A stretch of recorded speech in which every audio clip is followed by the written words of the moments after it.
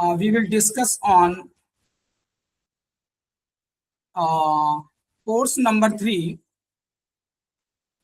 BES 123. So this is the compulsory course of your B.Ed program, and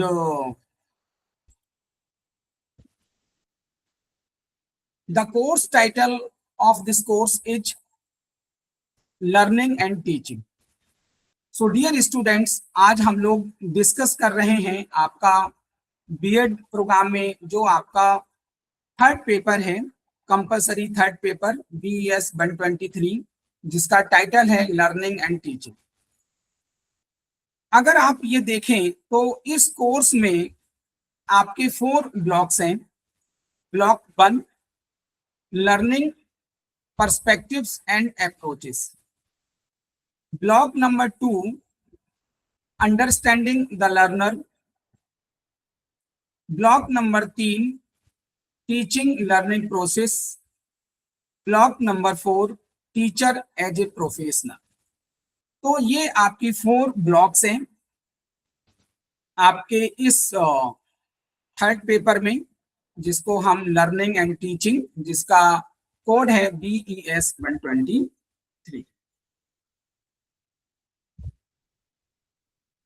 अगर हम ये देखें कि आपके इस कोर्स की जो ब्लॉक 1 है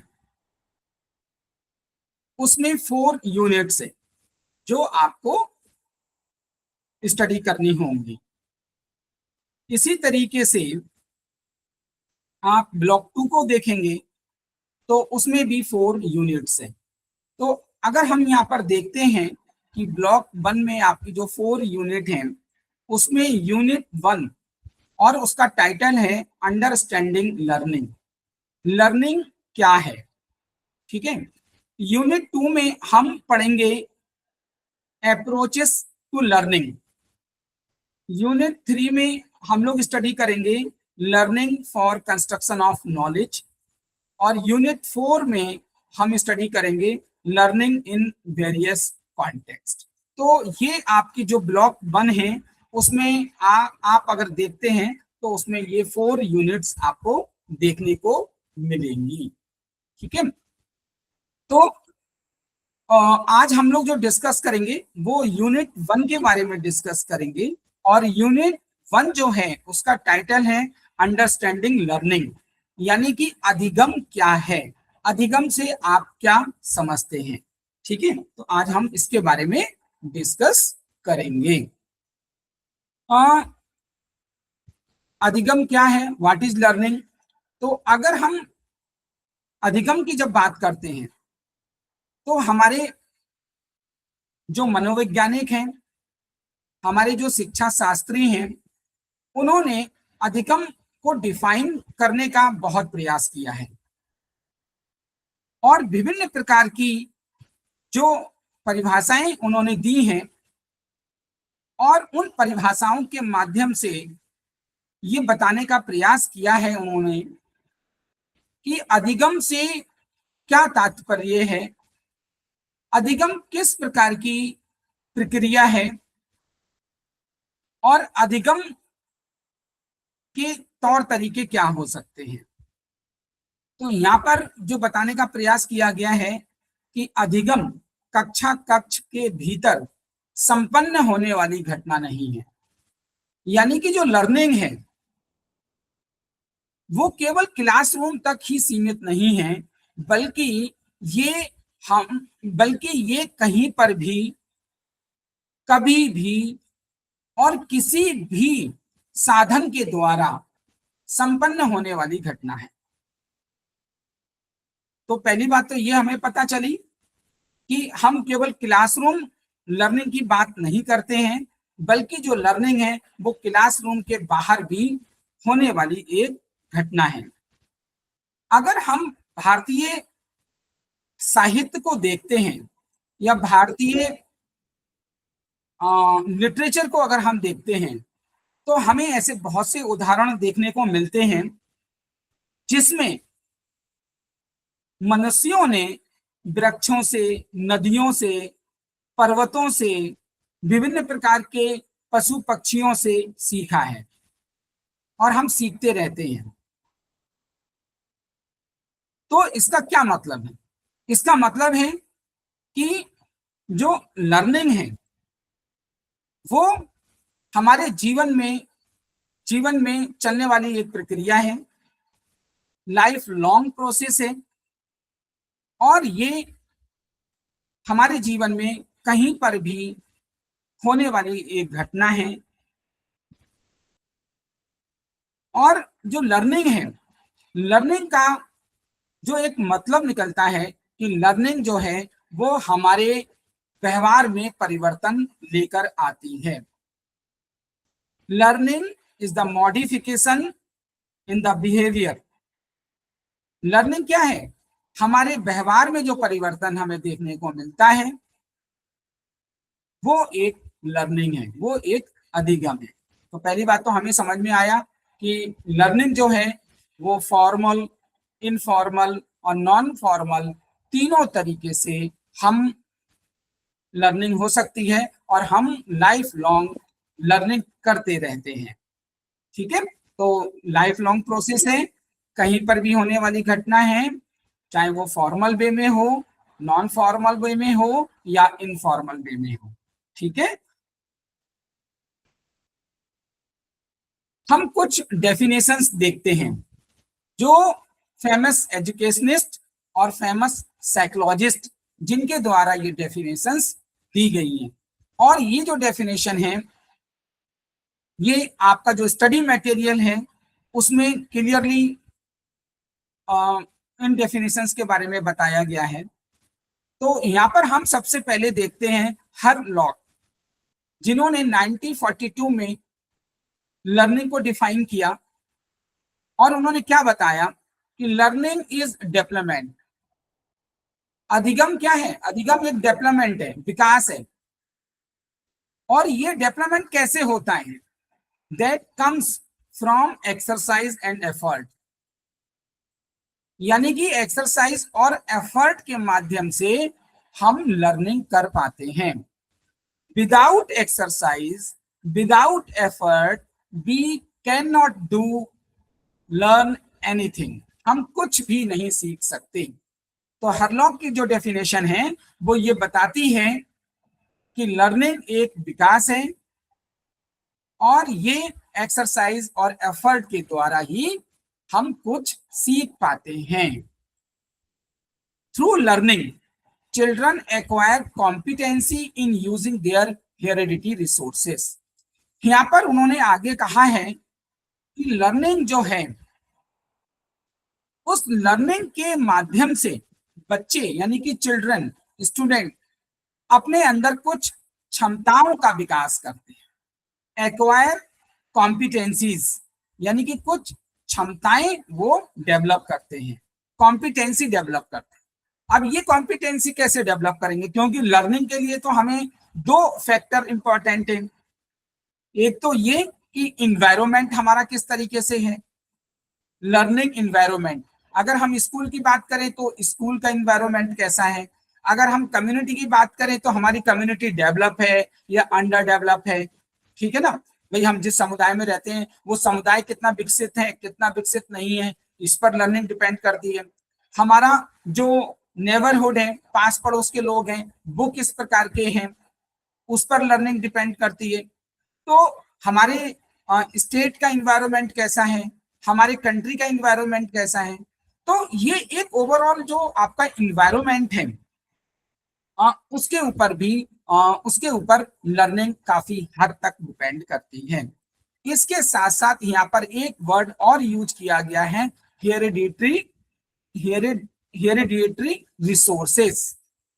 अब जो हेरिडिटरी रिसोर्सेस होते हैं यानी कि जो हम कह सकते हैं आनुवांशिक साधन।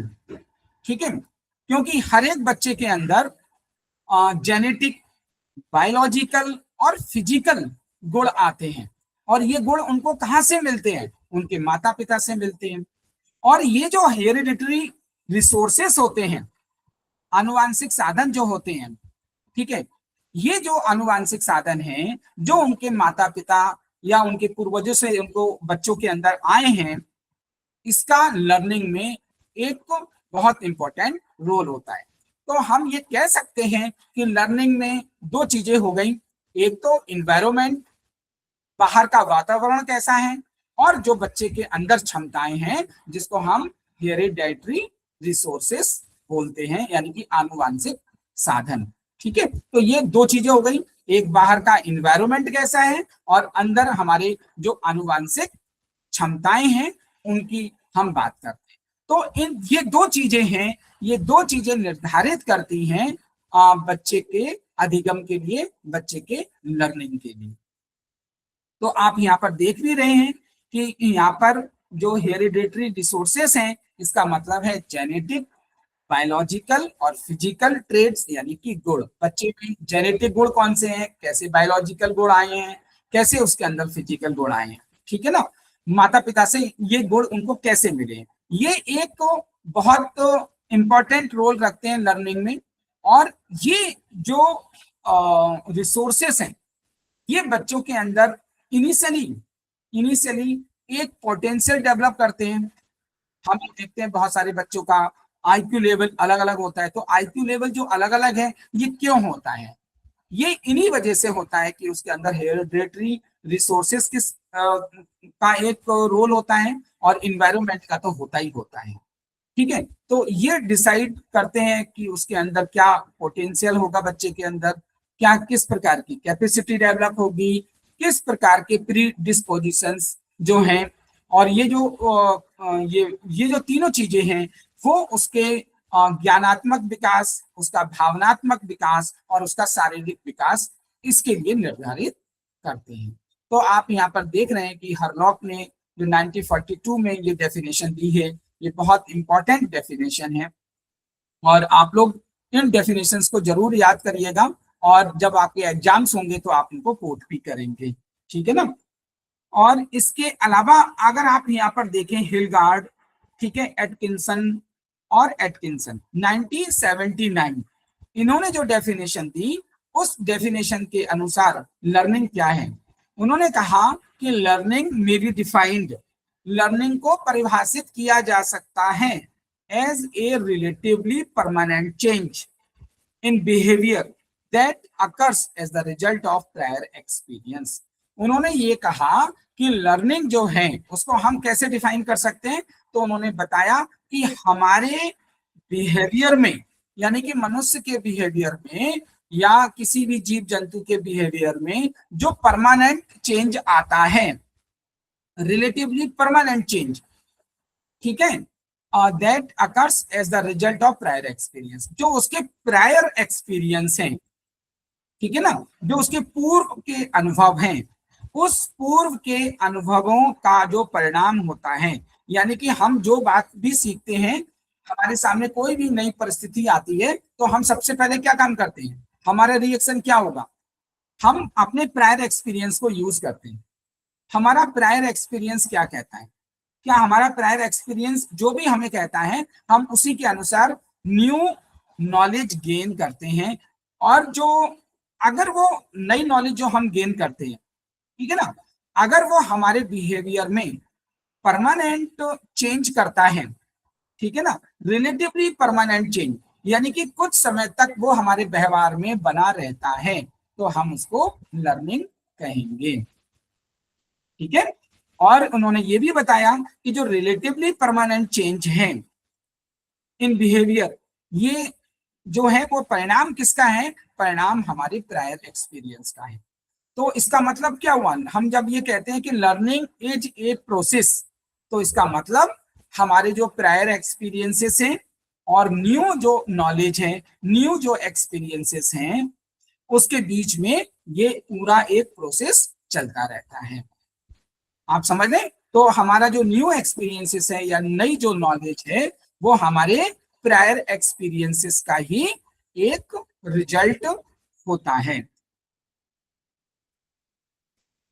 अब मर्फी कहते हैं, जिन्होंने 1968 में लर्निंग को डिफाइन किया है, वो कहते हैं the term learning covers every modification in behaviour to meet environmental requirements.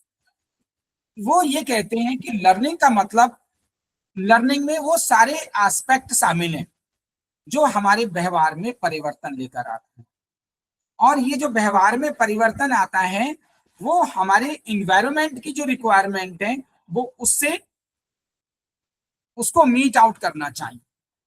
यानी कि हम जो व्यवहार में परिवर्तन लेकर आए, लेकिन समाज की क्या रिक्वायरमेंट है, इन्वायरमेंट तो जो रिक्वायरमेंट है, to meet out environment requirement. तो इन्वायरमेंट क्या है, इन्वायरमेंटल रिक्वायरमेंट मीन्स सोसाइटी की जो रिक्वायरमेंट है। अब हमारे बिहेवियर में किस प्रकार का परिवर्तन आ रहा है, क्या वो परिवर्तन हमारे इन्वायरमेंटल की जो रिक्वायरमेंट है उसको फिलफिल कर रहा है कि नहीं कर रहा है। तो उन्होंने यहाँ पर उसको इस तरीके से डिफाइन किया है कि हमारे व्यवहार में जो परिवर्तन होता है, वो जो परिवर्तन हमारे व्यवहार में हो रहा है वो हमारे वातावरण की आवश्यकताओं के अनुरूप होना चाहिए। यानी कि वातावरण को मीट करना चाहिए, जो वातावरण की रिक्वायरमेंट है उसको मीट करना चाहिए। ठीक है ना। तो अब यहाँ पर उन्होंने जो बात कही, अब वातावरण किस प्रकार की रिक्वायरमेंट को एक्सेप्ट करता है ये हमें सोचने की बात है। ठीक है ना। अब आगे हम और डेफिनेशन को देखेंगे, जैसे वुडबर्ग 1945 उन्होंने कहा कि कोई भी activity, any activity can be called learning so far as it develops the individual in any respect, good or bad. अब यहाँ पर दो वर्ड यूज किए गए, good or bad, and makes him alter behavior and experiences different from what they would otherwise have been। इसका मतलब क्या हुआ, इसका मतलब ये हुआ कि गुडवर्थ कहते हैं कि कोई भी एक्टिविटी हम उसको लर्निंग कह सकते हैं, कहा जा सकता है अधिगम या learning, as it develops the individual. वहां तक हम उसको लर्निंग कह सकते हैं यदि वो किसी इंडिविजुअल का, किसी व्यक्ति का विकास करती है।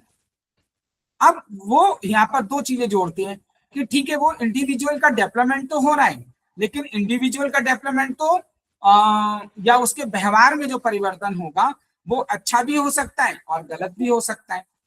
ठीक है, वो दोनों ही बातें जोड़ रहे हैं, लेकिन साथ साथ वो ये भी कह रहे हैं कि ये जो हमारे बिहेवियर में और एक्सपीरियंसेस में जो अंतर आता है, जो होना चाहिए उससे अगर कहीं अलग है तो हम उसको लर्निंग कहेंगे। भाई एक हम ये कहते हैं ना कि ये होना चाहिए या ऐसा होगा, लेकिन एक्चुअल में क्या हुआ, एक्चुअल में उसके बिहेवियर में और एक्सपीरियंसेस में क्या अंतर देखने को मिला। तो जो अंतर देखने को मिला उन्होंने कहा कि वो लर्निंग है। अब ये लर्निंग दोनों फॉर्म में हो सकती है, अच्छे फॉर्म में भी हो सकती है और बैड फॉर्म में भी हो सकती है। तो इन्होंने लर्निंग को इस तरीके से डिफाइन किया है।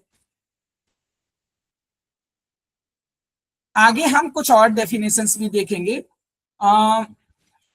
फेजिन के अनुसार, फेजिन के अनुसार जिन्होंने 1958 में लर्निंग को डिफाइन किया, और उन्होंने कहा कि लर्निंग जो है वो विभिन्न प्रकार की जो मानसिक प्रक्रियाएं हैं, मानसिक जो घटनाएं हैं उसका एक सीक्वेंस है।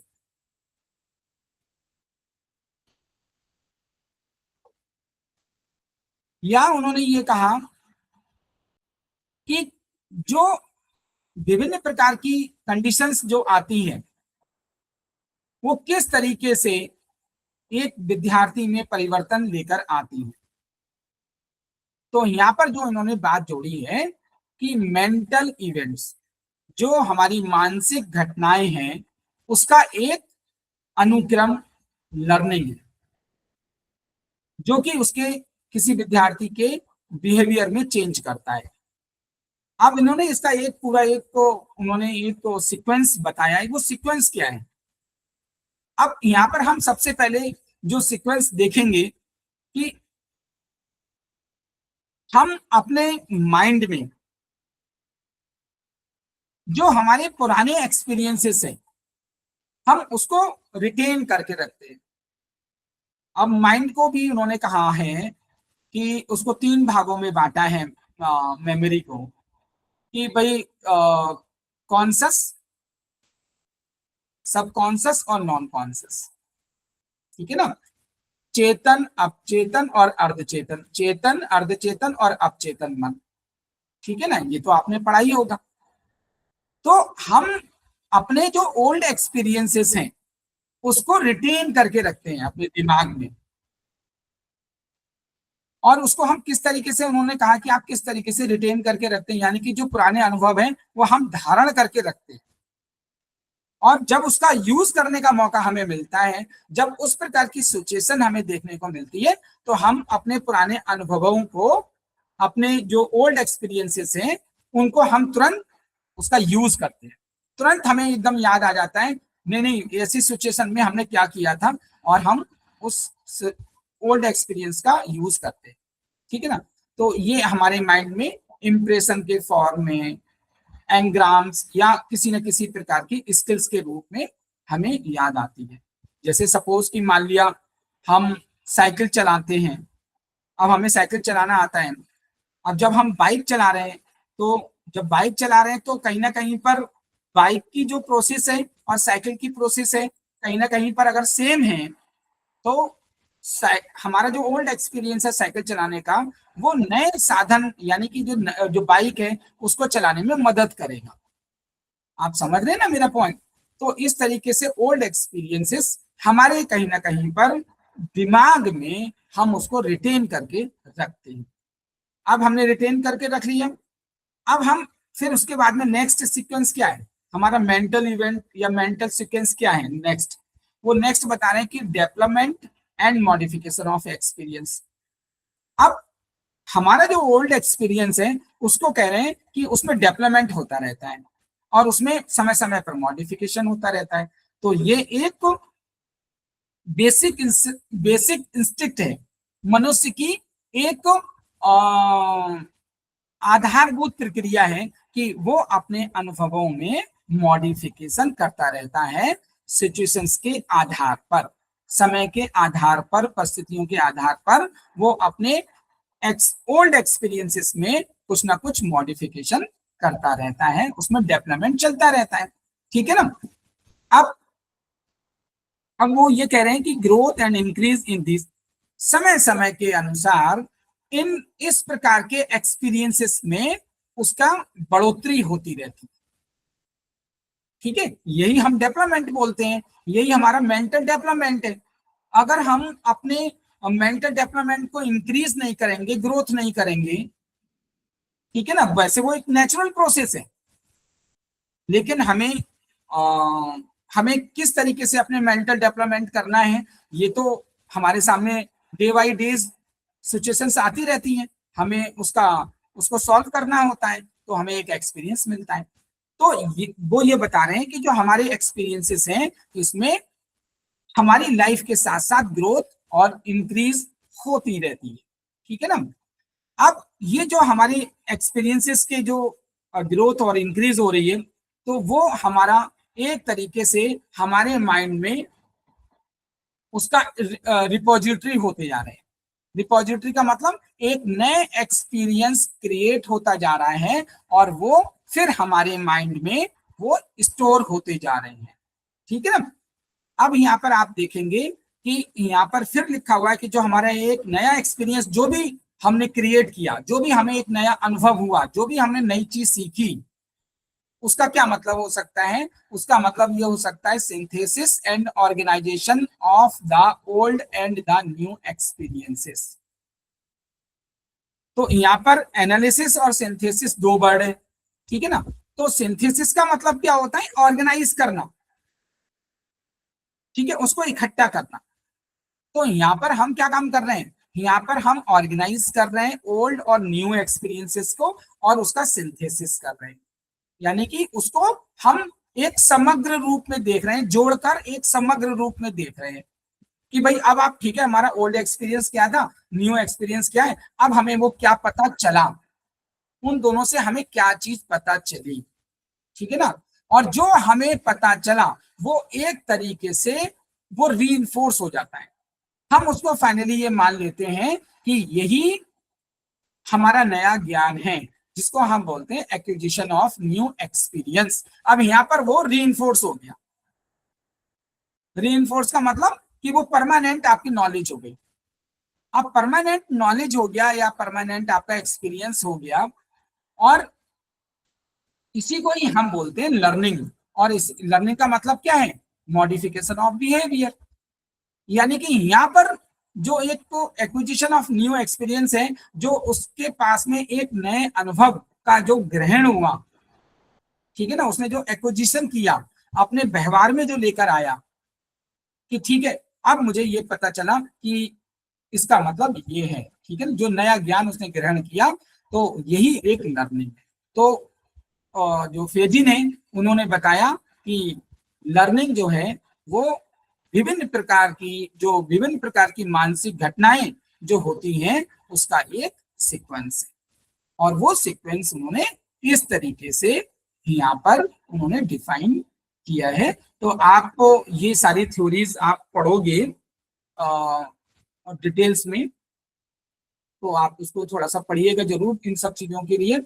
अकॉर्डिंग टू स्मिथ 1962 में एक ये और डेफिनेशन है जो काफी इंपॉर्टेंट डेफिनेशन है। इन्होंने भी ये कहा है कि learning is the acquisition of new behaviour, यानी कि नए व्यवहार का एक्विजिशन, यानी कि एक्वायर करना, उपार्जित करना, ठीक है, यानी कि नए व्यवहार को सीखना, नई नॉलेज को सीखना ही लर्निंग है।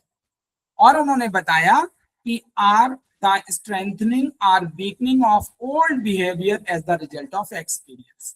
उन्होंने बताया कि भाई ठीक है, न्यू यहाँ पर उन्होंने बताया कि एक्विजिशन ऑफ न्यू बिहेवियर, यानी कि नए बिहेवियर को एक्वायर करना, ठीक है। और साथ साथ उन्होंने बताया कि जो पुराना बिहेवियर है या तो वो स्ट्रेंथ होगा या फिर वीक होगा, ठीक है, as the result of experience. तो एक्सपीरियंस जो होगा, हमें क्या अनुभव हुआ, वो एक्सपीरियंस जो है, एक्सपीरियंस का मतलब है न्यू एक्सपीरियंस, वो जो न्यू एक्सपीरियंस है वो आपको रिजल्ट देगा कि जो आपका ओल्ड एक्सपीरियंस है वो ठीक था या गलत था। यानी कि अगर वो ठीक है तो स्ट्रेंथन होगा, अगर वो गलत है तो हम वीक करेंगे, यानी कि मॉडिफाई करेंगे। जब मॉडिफाई करेंगे तो इट मींस कि एक्विजिशन ऑफ न्यू बिहेवियर, ठीक है। तो इस तरीके से ये एक तो लर्निंग की डेफिनेशन है, और हम ये कह सकते हैं और लर्निंग इज ए प्रोसेस, एक प्रक्रिया है, अधिगम एक प्रक्रिया है, बाय विच एन इंडिविजुअल, एक व्यक्ति, as a result of interactions in a situation, उसके सामने किस प्रकार की सिचुएशंस होती हैं, उससे वो कैसे इंटरेक्ट करता है, उसका परिणाम होता है मॉडिफाई, और उससे उसके व्यवहार में परिवर्तन आता है, ठीक है। फिर आगे ये कह रहे हैं कि it helps in bringing desirable change in behaviour attaining proper adjustment, और हमारे व्यवहार में एक डिजायरेबल चेंज आना चाहिए जो कि आपको एडजस्टमेंट करने में मदद करता है, एंड अटेनिंग प्रॉपर ग्रोथ, और उससे हमारी प्रॉपर ग्रोथ और डेवलपमेंट होता है, ठीक है। तो यहाँ पर आप इस तरीके से लर्निंग को डिफाइन किया गया है कि लर्निंग एक प्रोसेस है, इज ए प्रोसेस, और हम विभिन्न प्रकार की सिचुएशंस के साथ में इंटरेक्ट करते हैं, अपने बिहेवियर को मॉडिफाई करते हैं, या हम जो भी मॉडिफिकेशंस हमारे बिहेवियर में होता है, हम जो भी नई नॉलेज गेन करते हैं, और ये बिहेवियर ऐसा होना चाहिए जो आपको वातावरण में प्रॉपर एडजस्टमेंट कराने में सहायक हो, ठीक है, और आपके ग्रोथ और डेवलपमेंट में प्रॉपर मदद करे, ठीक है। अब आगे हम इस डेफिनेशंस के आधार पर, इन डेफिनेशंस के आधार पर हम उसको और समराइज करेंगे, जनरलाइज करेंगे कि भाई इंडिविजुअल कि आप लर्निंग के क्या फीचर्स हैं, ठीक है ना, लर्निंग को और हम जानने की कोशिश करेंगे। तो इन्होंने ये बताया है कि learning as an individual makes certain adjustment in various situation of life. ठीक है, लर्निंग जो होती है वो व्यक्ति को जीवन की जो सिचुएशंस होती हैं, विभिन्न प्रकार की जो परिस्थितियां होती हैं, उससे एडजस्टमेंट कराने में मदद करता है। ठीक है, यानी कि जो हमारी लर्निंग है, लर्निंग व्यक्ति के जीवन की विभिन्न परिस्थितियों में कुछ समायोजन कराने में मदद करती है। फिर इसके बाद वो कह रहे हैं कि लर्निंग मदद करती है एक्वायर्स, यानी कि ग्रहण करना, ठीक है, उपार्जन करना, वो ग्रहित एक्वायर करना, किसी चीज को एक्वायर करना। क्या एक्वायर करना? Habits, knowledge, attitudes and skills.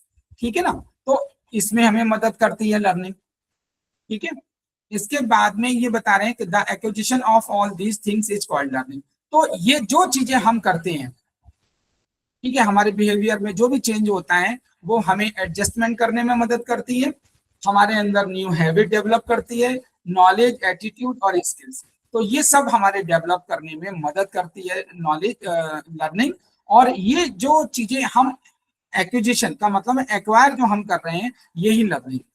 ठीक है ना, इसी को हम लर्निंग कहते हैं। अब इन्होंने बताया कि इसके आधार पर हम ये कह सकते हैं, क्या कह सकते हैं, कि अधिगम जन्मजात नहीं होती है। हम ये कहें कि भाई ठीक है, वो जन्म से ही उसके अंदर ये उसके अंदर लर्निंग आई है, नहीं। लर्निंग जो होती है वो एक्वायर की जाती है। अधिगम जो है वो जन्मजात नहीं होती है, बल्कि ये एक्वायर करते हैं, हम इसको सीखते हैं। कैसे? दो चीजों के माध्यम से, आनुवांशिक संसाधनों का उपयोग करके, ठीक है, और जो वातावरण है जिसमें हम रह रहे हैं उस अब ये चीजें लर्निंग तो सभी के ऊपर लागू होती है, चाहे हम मनुष्यों के ऊपर, जीव जंतुओं के ऊपर, सभी के ऊपर लागू होती है। तो यहाँ पर ये बता रहे हैं कि अधिगम जन्मजात नहीं होती, बल्कि ये आनुवांशिक संसाधनों का उपयोग कर दक्षता यानी कि स्किल्स, कॉम्पिटेंसी अर्जित करने की एक प्रक्रिया है। ठीक है ना, तो हम क्या काम करते हैं कि हम जो हेरिडेटरी रिसोर्सेस हैं, यानी कि आनुवांशिक साधन है, उसका वातावरण में प्रयोग करके, जिस वातावरण में हम रह रहे हैं उसमें प्रयोग करके हम क्या काम करते हैं, हम कोई ना कोई कॉम्पिटेंसी, दक्षता अर्जित करते हैं। ठीक है, अब ये बताते हैं कि व्यवहार में अस्थायी परिवर्तन अधिगम नहीं। अब इसका क्या मतलब हो सकता है? व्यवहार में अस्थायी परिवर्तन अधिगम नहीं है। सपोज टेम्परेरीली कोई चेंज आया हमारे बिहेवियर में, जैसे मान लिया हम मैच बॉक्स का इस्तेमाल कर रहे हैं, ठीक है, और उसको जैसे ही हमने लिट किया और सपोज उससे हम कहीं वो हमारी उंगली में टच हो गया या कुछ हो गया, तो हमारे व्यवहार में हमें क्या पता चला कि भाई ठीक है, तुरंत हम अपनी हाथ वापस कर लेते हैं या उंगली हटा लेते हैं।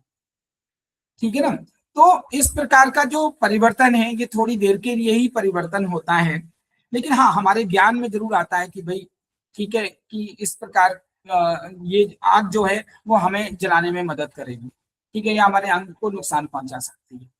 ठीक है, लेकिन जो ये परिवर्तन अस्थायी परिवर्तन नहीं है, सॉरी, व्यवहार में अस्थायी परिवर्तन अधिगम नहीं है। अगर कोई भी टेम्परेरी चेंज है, इंस्टेंटली कोई चेंज आया हमारे बिहेवियर में, तो वो लर्निंग नहीं है। यानी कि लर्निंग के लिए स्थायी परिवर्तन जरूरी है, व्यवहार में स्थायी परिवर्तन आना जरूरी है। ठीक है ना, तो आप यहाँ पर एक बार ये भी लिखेंगे कि अस्थायी परिवर्तन अधिगम नहीं। फिर वो आगे कह रहे हैं कि अधिगम में व्यवहार में आए सकारात्मक परिवर्तन ही सिर्फ नहीं शामिल होते, केवल पॉजिटिव चेंज ही शामिल नहीं होते हैं लर्निंग में। क्योंकि जब हम लर्निंग कर रहे हैं, तो अभी एक डेफिनेशन में भी देखा था कि गुड हैबिट्स और बैड हैबिट, यानी कि गुड बिहेवियर और बैड बिहेवियर भी डेवलप हो सकता है। तो केवल हम ये कहें कि नहीं नहीं ठीक है, अधिगम में केवल सकारात्मक परिवर्तन ही शामिल होगा, नहीं, वहां पर नकारात्मक परिवर्तन भी शामिल होता है। यानी कि लर्निंग में दोनों प्रकार के बिहेवियर देखने को मिलेंगे, पॉजिटिव भी और नेगेटिव भी। दूसरे शब्दों में हम ये कह सकते हैं कि अधिगम व्यवहार में परिवर्तन लाता है, लेकिन इसका आशय ये कदापि नहीं है कि ये परिवर्तन हमेशा सकारात्मक ही होगा।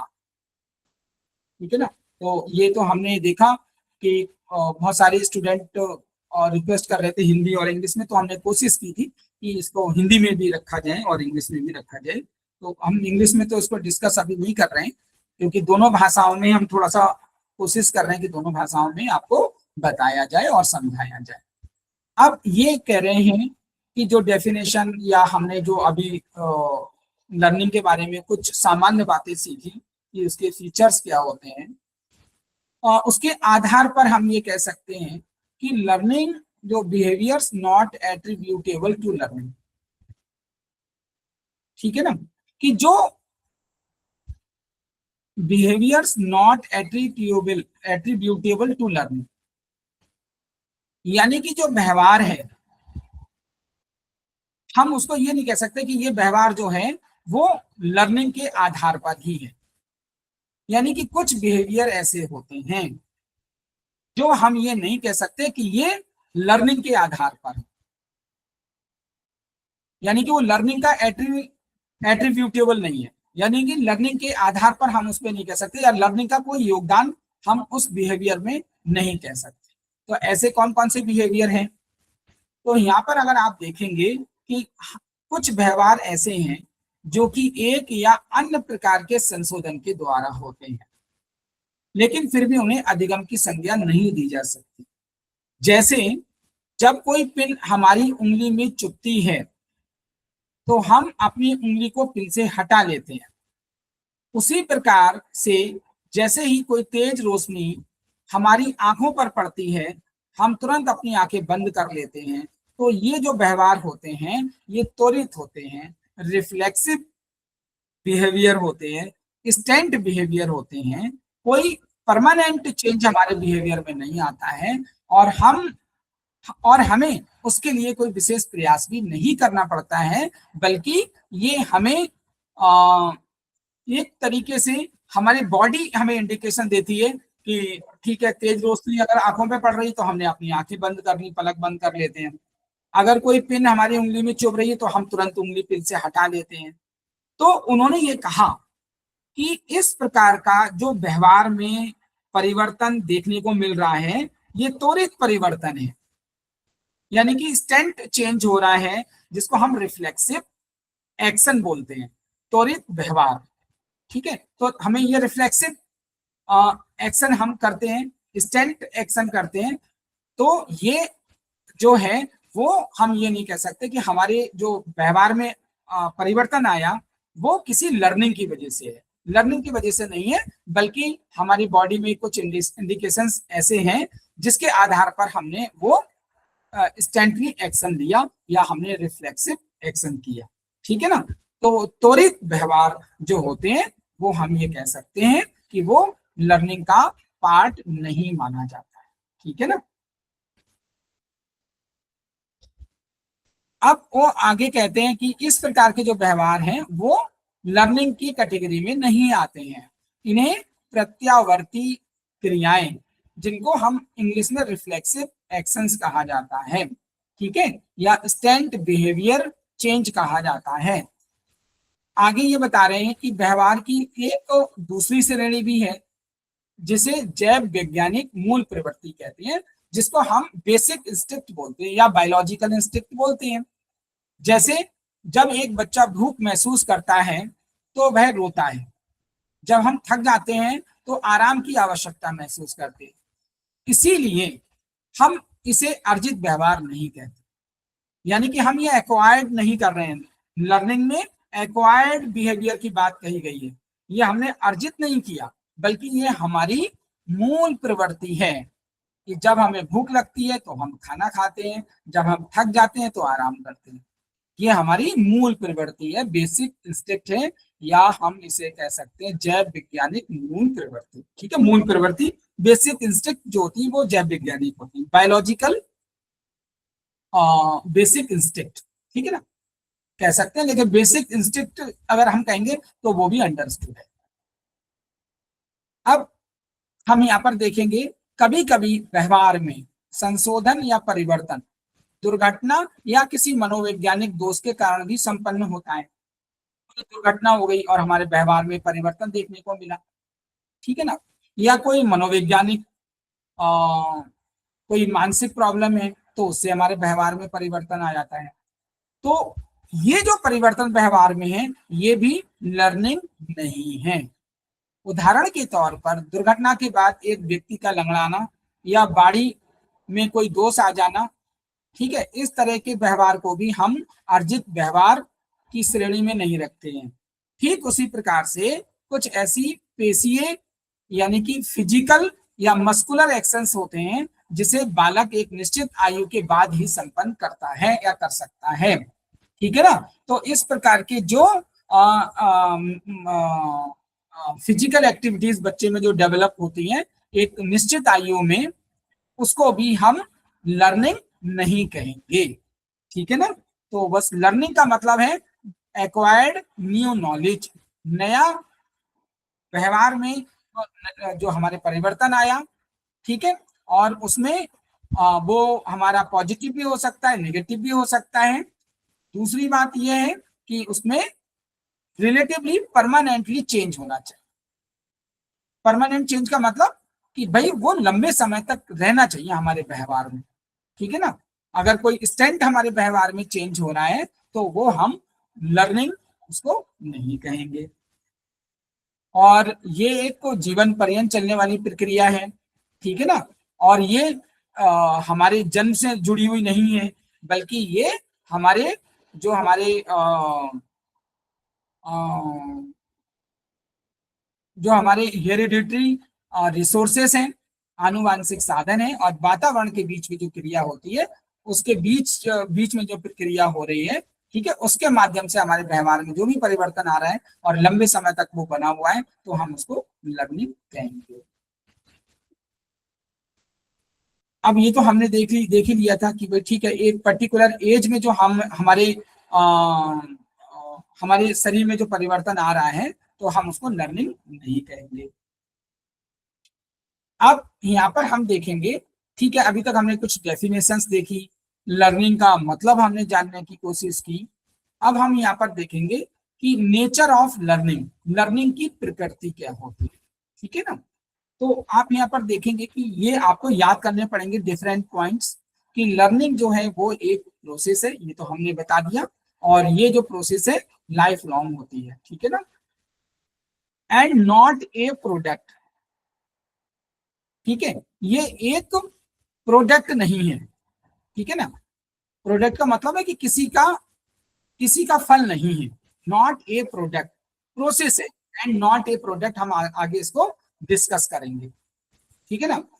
लर्निंग जो है वो एक पर्पसिव होती है, यानी कि एक उसका उद्देश्य होता है, ठीक है, और या उसका कोई एक लक्ष्य होता है। हम उस लक्ष्य को पूरा करने के लिए जो प्रयास करते हैं वही हमारी लर्निंग है।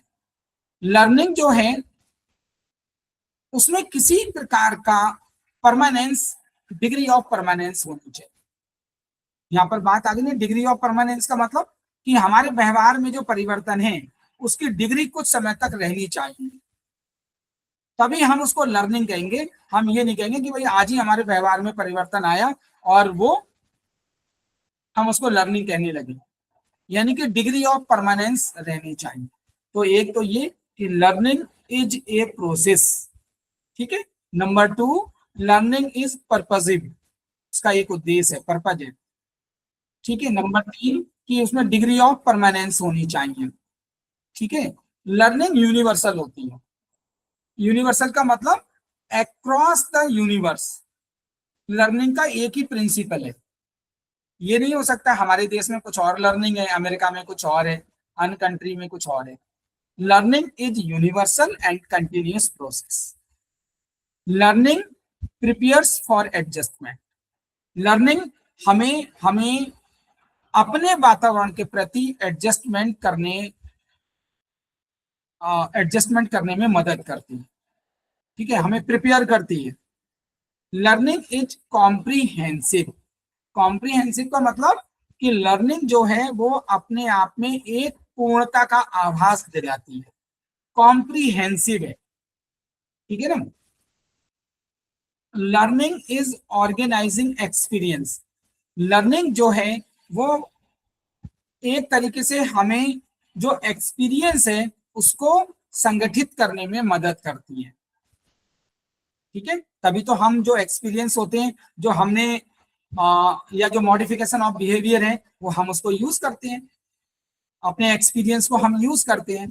तो लर्निंग क्या काम करती है, हम डे बाय डे जो एक्सपीरियंसेस हैं तो हम ऑर्गेनाइज करते रहते हैं, अपने माइंड में ऑर्गेनाइज करते रहते हैं, ठीक है ना। तो इसीलिए आप ये देखिए कि माइंड इज मोर पावरफुल। दिमाग जो है वो सबसे शक्तिशाली हमारा पार्ट है हमारी बॉडी का। फिर ये कह रहे हैं instincts and reflexes are not learning. Instinct का मतलब यानी कि त्वरित, रिफ्लेक्सेस यानी कि जो हमारे व्यवहार में तुरंत जो परिवर्तन होता है वो लर्निंग नहीं है, ठीक है ना। या जो हमारी बेसिक इंस्टिंक्ट है, जो हमारी मूल प्रवृत्तियां हैं, जैसे हमें भूख लगती है, थक जाते हैं तो आराम करते हैं, तो वो कह रहे हैं कि नहीं, these are not part of learning, ठीक है। Instincts and reflexes are not learning. फिर आगे ये बता रहे हैं कि learning does not include, learning does not include change in behavior on account of maturation, fatigue, illness or drug। अब वो ये कहते हैं कि लर्निंग जो है, अगर हमारे व्यवहार में कोई परिवर्तन आ रहा है या आता है, किसके आधार पर, मैच्योरेशन के आधार पर। जैसे मैंने बताया ना कि हमारी बॉडी में ग्रोथ हो रही है, अब हमारी ग्रोथ होती है एज के अनुसार, तो एज के अनुसार अगर आपके बिहेवियर में कोई चेंज आ रहा है तो उसको हम लर्निंग नहीं कहेंगे। मैच्योरेशन और लर्निंग में क्लोज रिलेशन है। जैसे जैसे मैच्योरिटी बढ़ती है वैसे वैसे हमारी लर्निंग भी बढ़ती है, लेकिन फिर भी मैच्योरेशन जो है, मैच्योरेशन के आधार पर अगर कोई व्यवहार में परिवर्तन होता है तो भी हम उसको लर्निंग का पार्ट नहीं मानेंगे। वो अंडरस्टूड है कि मैच्योरिटी बढ़ रही है, लर्निंग भी बढ़ रही है, ठीक है, उन दोनों में क्लोज रिलेशन है। लेकिन मैच्योरिटी के आधार पर हमारे व्यवहार में जो परिवर्तन आ रहा है उसकी जो लर्निंग की डेफिनेशन है उसके अनुसार हम उसको लर्निंग नहीं मानते, वो एक ऑटोमेटिक प्रोसेस है। ऐसी मान लिया फटिक, फटिक का मतलब है थकावट हो जाना, चाहे वो मेंटल फटिक हो या फिजिकल फटिक हो, ठीक है। अगर हमारे बिहेवियर में कोई चेंज आ रहा है केवल फटिक के कारण तो हम उसको लर्निंग नहीं कहेंगे। किसी बीमारी, इलनेस के कारण अगर व्यवहार में परिवर्तन आ रहा है, कोई ड्रग हमने ले ली, मान लिया हमने कोई ड्रग ली और हम सही, हम जो भी व्यवहार कर रहे हैं तो वो व्यवहार हमारा लर्निंग नहीं होगी। तो ये जो है ये नेचर ऑफ लर्निंग है। तो आपसे अगर कोई प्रश्न पूछा जाता है कि भाई अधिगम की आप प्रकृति बताइए कि अधिगम की क्या प्रकृति होती है, तो आपको ये सारे पॉइंट्स वहां पर लिखने होंगे और उनको इलेबोरेट करना होगा, ठीक है। तो वैसे तो हमने इनको सबको डिस्कस कर लिया है आपसे कि लर्निंग एक प्रक्रिया है, नॉट ए प्रोडक्ट, ठीक है ना। यानी कि यहाँ पर जो एक प्रक्रिया है तो इसका मतलब क्या है, प्रक्रिया का मतलब कि लर्निंग जो है, ठीक है, या जो हम नए लर्निंग यानी कि एक्वायर न्यू नॉलेज या मॉडिफिकेशन इन बिहेवियर, हम ये कहते हैं learning is the modification of behaviour. व्यवहार में परिवर्तन ही अधिगम है, ठीक है ना। तो एक ये सिंपल सी मीनिंग है।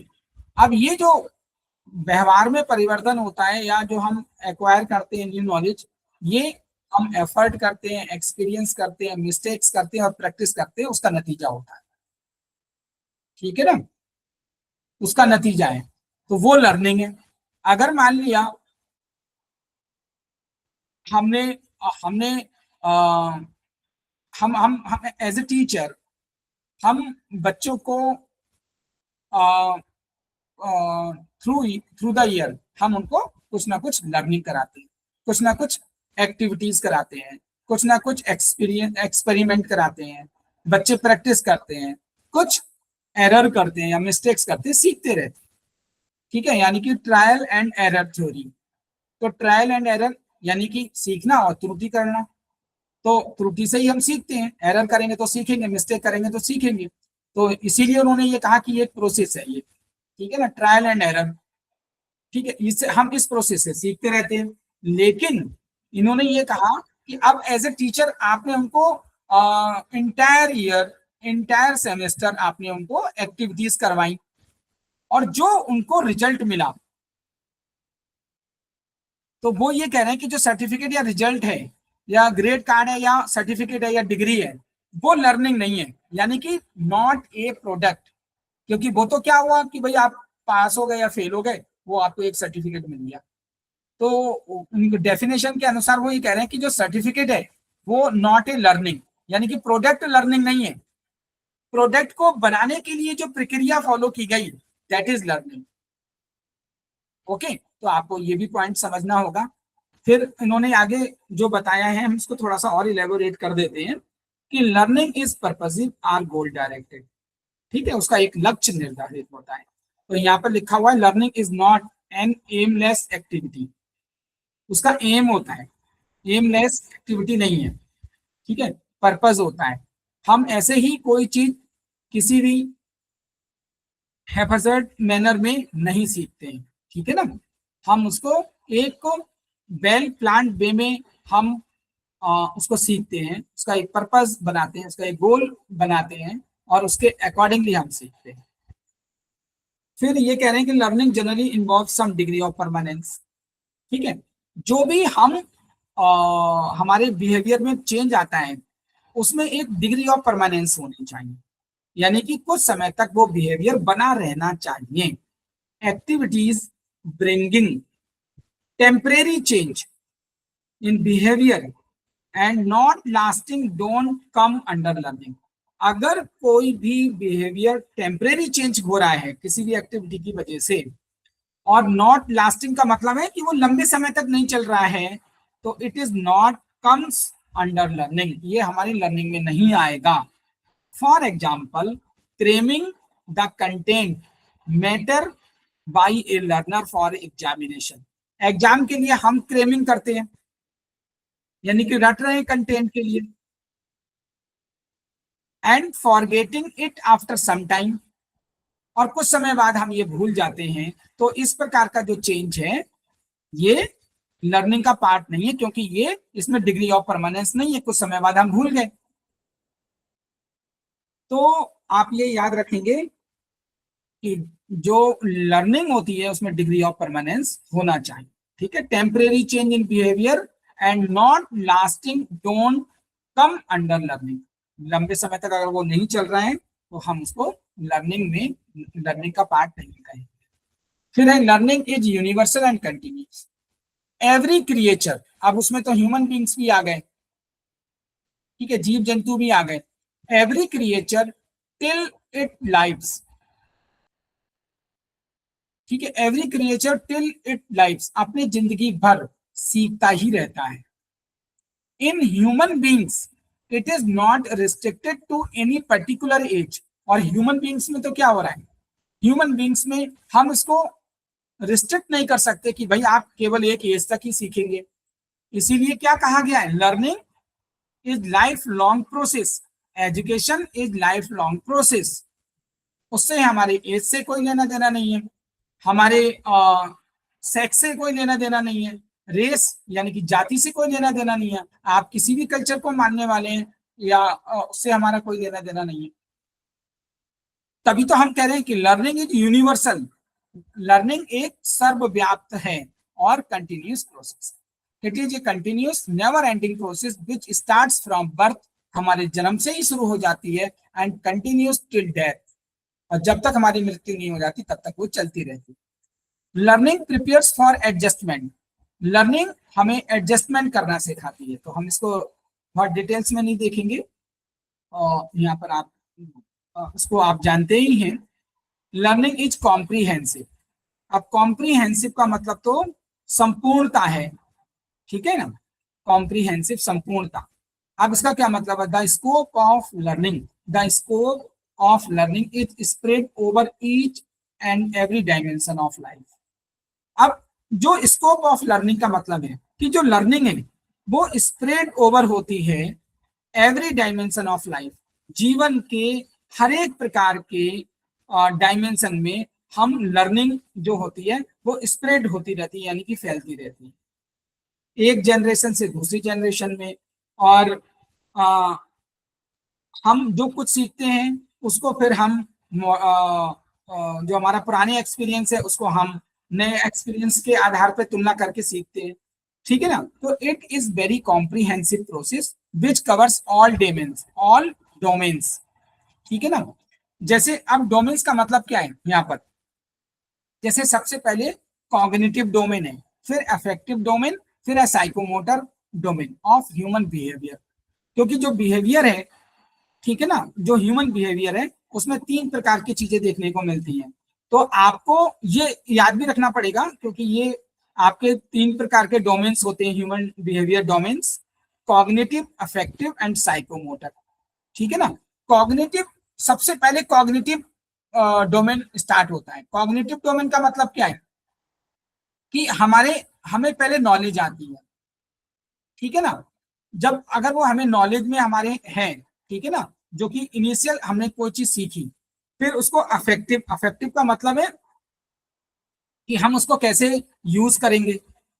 और साइकोमोटर का मतलब है कि हमारा किस तरीके से ये, और अफेक्टिव का मतलब है कि हम उसको समझ रहे हैं कि नहीं समझ रहे हैं। हमें पहले नॉलेज हुई, नॉलेज के बाद में हम उसको अंडरस्टैंड कर रहे हैं कि नहीं कर रहे हैं, ठीक है। फिर साइकोमोटर का मतलब है कि हम उसको प्रैक्टिकली इंप्लीमेंट कर पा रहे हैं कि नहीं कर पा रहे हैं।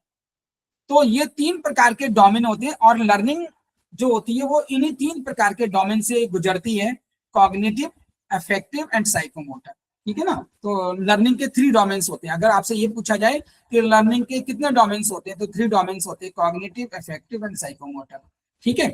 ये लर्निंग के 3 डोमेन्स है। तो आप इसको जरूर पढ़िए, इनके क्या मीनिंग है और वो भी आप थोड़ा सा और अंडरस्टैंड कर पाएंगे। फिर ये कह रहे हैं, तो learning is change in response और बिहेवियर में बी फेवरेबल और अनफेवरेबल, ठीक है ना। तो यानी कि जो हमारे बिहेवियर में चेंज होता है वो अच्छा भी हो सकता है, यानी कि पॉजिटिव और निगेटिव दोनों प्रकार के बिहेवियर हमारे अंदर आते हैं, ठीक है। तो अगर निगेटिव बिहेवियर चेंज हुआ मान लिया, तो भी वो लर्निंग का पार्ट कहलाएगा, यानी कि लर्निंग फिर भी हो रही है, ठीक है। तो आप यहाँ पर ये देख सकते हैं कि लर्निंग जो है वो पॉजिटिव इंप्रूवमेंट भी लेके आ सकती है, नेगेटिव इंप्रूवमेंट भी लेके आ सकती है। लेकिन अगर आपसे पूछा जाए कि वो नेगेटिव बिहेवियर चेंज हुआ, क्या वो लर्निंग का पार्ट होगा? यस, वो लर्निंग का पार्ट होगा, ठीक है ना। लेकिन ठीक है, अगर कोई लर्निंग बिहेवियर है तो हमारा क्या है, हम ऑटोमेटिकली इसको और इम्प्रूव करते हैं, या फिर सोसाइटी के नॉर्म्स के अनुसार उसको अच्छा नहीं माना जाता है तो उसको फिर कानूनी रूप से सजा भी मिलती है, ठीक है ना। तो लेकिन लर्निंग तो यूनिवर्सल है, वो तो ये नहीं देख रही ना कि आपके बिहेवियर में पॉजिटिव आ रहा है या नेगेटिव बिहेवियर हो रहा है, वो तो अपना काम कर रही है। हमें देखना पड़ेगा कि सोसाइटी के, फिर यहाँ पर देखा जाता है सोसाइटी के नॉर्म्स क्या है, हमारा कानून किस तरीके का है, हमें किस प्रकार के बिहेवियर को सोसाइटी एक्सेप्ट कर रही है, ठीक है ना। फिर वो बात की बात है, लेकिन आप लर्निंग को ऐसा नहीं कह सकते, ठीक है ना। तो ऐसे ये प्रिंसिपल है लर्निंग का। फिर लर्निंग इज ऑर्गेनाइजिंग एक्सपीरियंस, तो ठीक है, ये भी बात सही है कि हम अपने जन्म से लेके और मृत्यु तक सीखते हैं और विभिन्न प्रकार के एक्सपीरियंसेस को अपने आप में ग्रहण करते रहते हैं, ठीक है ना। फिर है इंस्टिंक्ट और रिफ्लेक्सेस, ठीक है, जो हमारी मूलभूत प्रवृत्तियां हैं उसके अनुसार जो भी हम बिहेवियर कर रहे हैं, ठीक है। तो या अचानक हमारे व्यवहार में कोई अंतर आया तो वो लर्निंग नहीं है, ये कहते हैं। फिर कहते हैं कि learning does not include change in behaviour, ठीक है, ये तो हमने आपको पहले भी डिस्कस कर लिया था, ठीक है। अब लर्निंग एंड मैच्योरेशन, ठीक है ना, अधिगम और परिपक्वता, ठीक है ना, लर्निंग एंड मैच्योरेशन, ठीक है ना। तो यहाँ पर हरलॉक की जो एक डेफिनेशन है, हरलॉक की जो डेफिनेशन है वो ये हमें बताती है कि maturation is the unfolding of characteristics potentially present in the individual, ठीक है ना। मैच्योरेशन क्या है? मैच्योरेशन को ये कह रहे हैं कि अनफोल्डिंग, अनफोल्डिंग का मतलब ओपन करना, यानी कि डेवलपमेंट करना, ठीक है ना, डेवलपमेंट करना। अब डेवलपमेंट कैसे होगा भाई, अगर एज अ टीचर तो हम अपने बच्चे की जो स्किल्स है, उनके अंदर जो जो उनके अंदर बेसिक इंस्टिंक्ट है, उसको हम क्या काम करते हैं, हम अनफोल्ड कर देते हैं। फोल्ड मीन्स क्या होता है, बंद करना, अनफोल्ड मीन्स ओपन करना। तो हमारा टीचर का काम क्या है, ओपन करना। तो बच्चे की क्षमताओं को ओपन करना, यानी कि उसकी मैच्योरिटी को बढ़ाना, हम बढ़ाते हैं। That come from the individuals genetic endowment. अब उस बच्चे के अंदर जो उसके माता पिता से जो जेनेटिक रिसोर्सेस आए हैं, ठीक है ना, while learning is development that comes from exercise and effort, ठीक है ना। तो जो भी बच्चे के अंदर जीन्स हैं, और जेनेटिक एंडाउमेंट का मतलब है जो जेनेटिक रिसोर्सेस हैं उसके अंदर, और प्लस हम बच्चों को जो प्रैक्टिस कराते हैं, एक्सरसाइज और एफर्ट का मतलब प्रैक्टिस कराते हैं, तो उससे क्या होता है कि मैच्योरिटी हम उसको अनफोल्ड कर सकते हैं, ठीक है ना, अनफोल्ड किया जा सकता है, ये उन्होंने कहा, ठीक है ना। लेकिन मैच्योरिटी और एज, तो मैच्योरिटी तो एज के अनुसार बढ़ती है, ठीक है ना, मैच्योरिटी एज के अनुसार बढ़ती है। लेकिन टीचर, पेरेंट्स या जो और जो हमारे कम्युनिटी के लोग हैं, वो भी मदद करते हैं unfolding of characteristics potentially present in the individual. यानी कि एक बच्चे में, एक व्यक्ति में जो संभावनाएं जो हैं उसके अंदर दबी हुई, ठीक है ना, उनको हम अनफोल्ड कर सकते हैं, ठीक है। तो उन्होंने इस तरीके से बताया, ठीक है, कि जो मैच्योरेशन है वो अनफोल्ड करना है। अनफोल्ड किस चीज को अनफोल्ड करना, potentially present in the individual, यानी कि व्यक्ति में जो संभावनाएं हैं उसको निखारना, ये मैच्योरेशन है। फिर ये कहते हैं बिगी एंड हंट 1968 में उन्होंने मैच्योरेशन को जो डिफाइन किया है, उन्होंने कहा है कि एक डेवलपमेंटल प्रोसेस है जिसमें कोई भी व्यक्ति समय समय पर विभिन्न प्रकार के जो ट्रेड्स होते हैं, गुण होते हैं, ठीक है ना, आ, उसको मैनिफेस्ट करता है। मैनिफेस्ट का मतलब प्रदर्शित करता है। आप प्रदर्शित करते ही ना बच्चे, प्रदर्शित कि ठीक है, किसी के अंदर गाने की कला है, किसी के अंदर स्पोर्ट्स की कला है, किसी में किसी भी प्रकार के ट्रेड्स हैं, तो वो उसको मैनिफेस्ट करता है। तो हम पहचान पाते हैं कि इस बच्चे को इस लाइन में डालना चाहिए, या इस बच्चे का कैरियर इस दिशा में हो सकता है। तो अब ये बता रहे हैं कि अगर ये जो चीजें होती हैं, ये एक ब्लूप्रिंट के रूप में काम करती है, carried in his cells from the time of his conception, ठीक है ना। तो जब वो बच्चा ग्रहण होता है, तो तभी से वो ये जो है वो एक ब्लूप्रिंट के रूप में उसके अंदर आ जाते हैं, ठीक है ना। तो हम एज ए टीचर हमें उन ट्रेड्स को फिल्टर करना होता है, डेवलप करना होता है, जिससे कि जो उसके अंदर ट्रेड्स का मतलब है गुण, जो उसके अंदर ट्रेड्स हैं वो उसका मैनिफेस्टेशन बच्चा कर पाए। तो ये उस तरीके से उन्होंने डिफाइन किया कि मैच्योरिटी ये है। फिर उन्होंने कहा है कि maturation is a natural process, ठीक है, नेचुरल प्रोसेस है, क्योंकि ये मैच्योरेशन एक तरीके से हमारे एज के अनुसार डेवलप होती है। तो उन्होंने कहा कि नेचुरल प्रोसेस है and it involves change that are associated with normal growth, यानी कि नॉर्मल ग्रोथ का मतलब हमारी एज।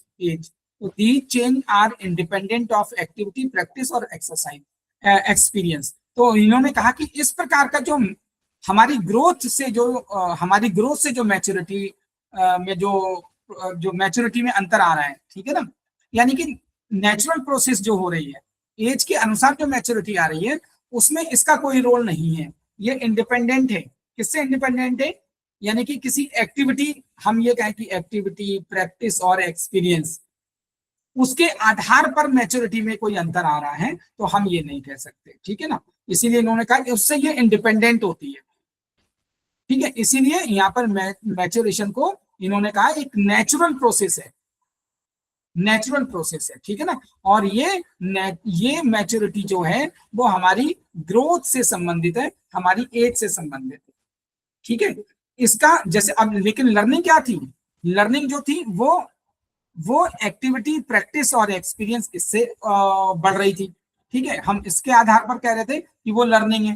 लेकिन मैच्योरिटी को इन्होंने एक्टिविटी, प्रैक्टिस और एक्सपीरियंस इससे इंडिपेंडेंट रखा है, वो एक इंडिपेंडेंट प्रोसेस है, जबकि लर्निंग एक इंडिपेंडेंट प्रोसेस नहीं है। लर्निंग जो है वो हमारे, हम एक्सपीरियंस करते हैं, हम प्रैक्टिस करते हैं, हम ट्रायल कर रहे हैं, हम कोई एक्टिविटी कर रहे हैं, उसका परिणाम होती है, जबकि मैच्योरिटी उसका परिणाम नहीं है। फिर ये कह रहे हैं इसका परिणाम क्या होता है, अगर हमारे व्यवहार में अगर मैच्योरिटी के आधार पर कोई परिवर्तन आ रहा है, तो कह रहे हैं कि or account of the process of maturation does not fall in the category of acquired.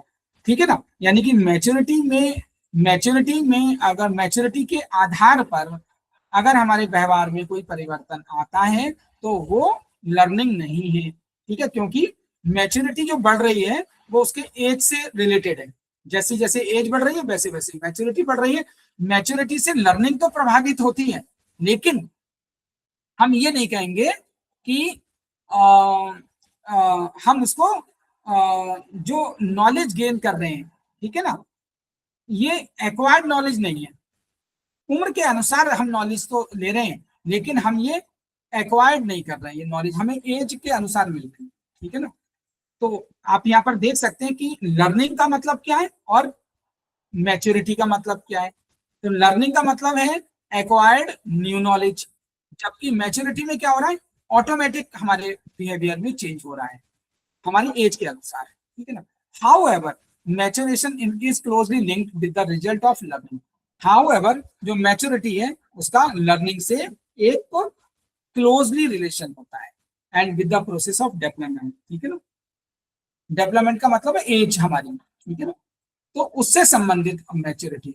तो होपफुली कि आपने इसको अंडरस्टैंड किया होगा कि लर्निंग क्या होती है, लर्निंग और मैच्योरेशन में क्या अंतर है, ये आपने इसको अंडरस्टैंड किया होगा।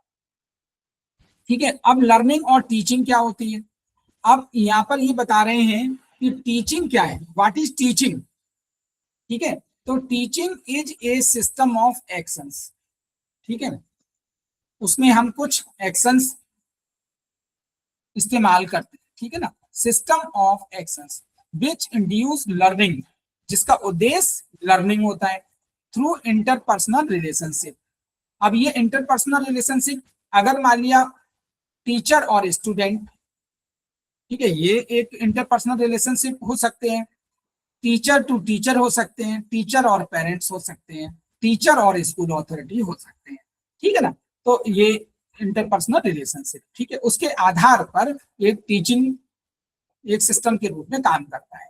अब ये बता रहे हैं कि भाई टीचिंग जो है वो एक purposeful social and professional activity है, यानी कि टीचिंग जो है वो एक पर्पसफुल है, ये भी बात सही है, सोशल है क्योंकि स्कूल को एक सोसाइटी का पार्ट माना जाता है। ठीक है, तो वो सोशल एक्टिविटी भी हो गई टीचिंग, और एक प्रोफेशनल एक्टिविटी भी है।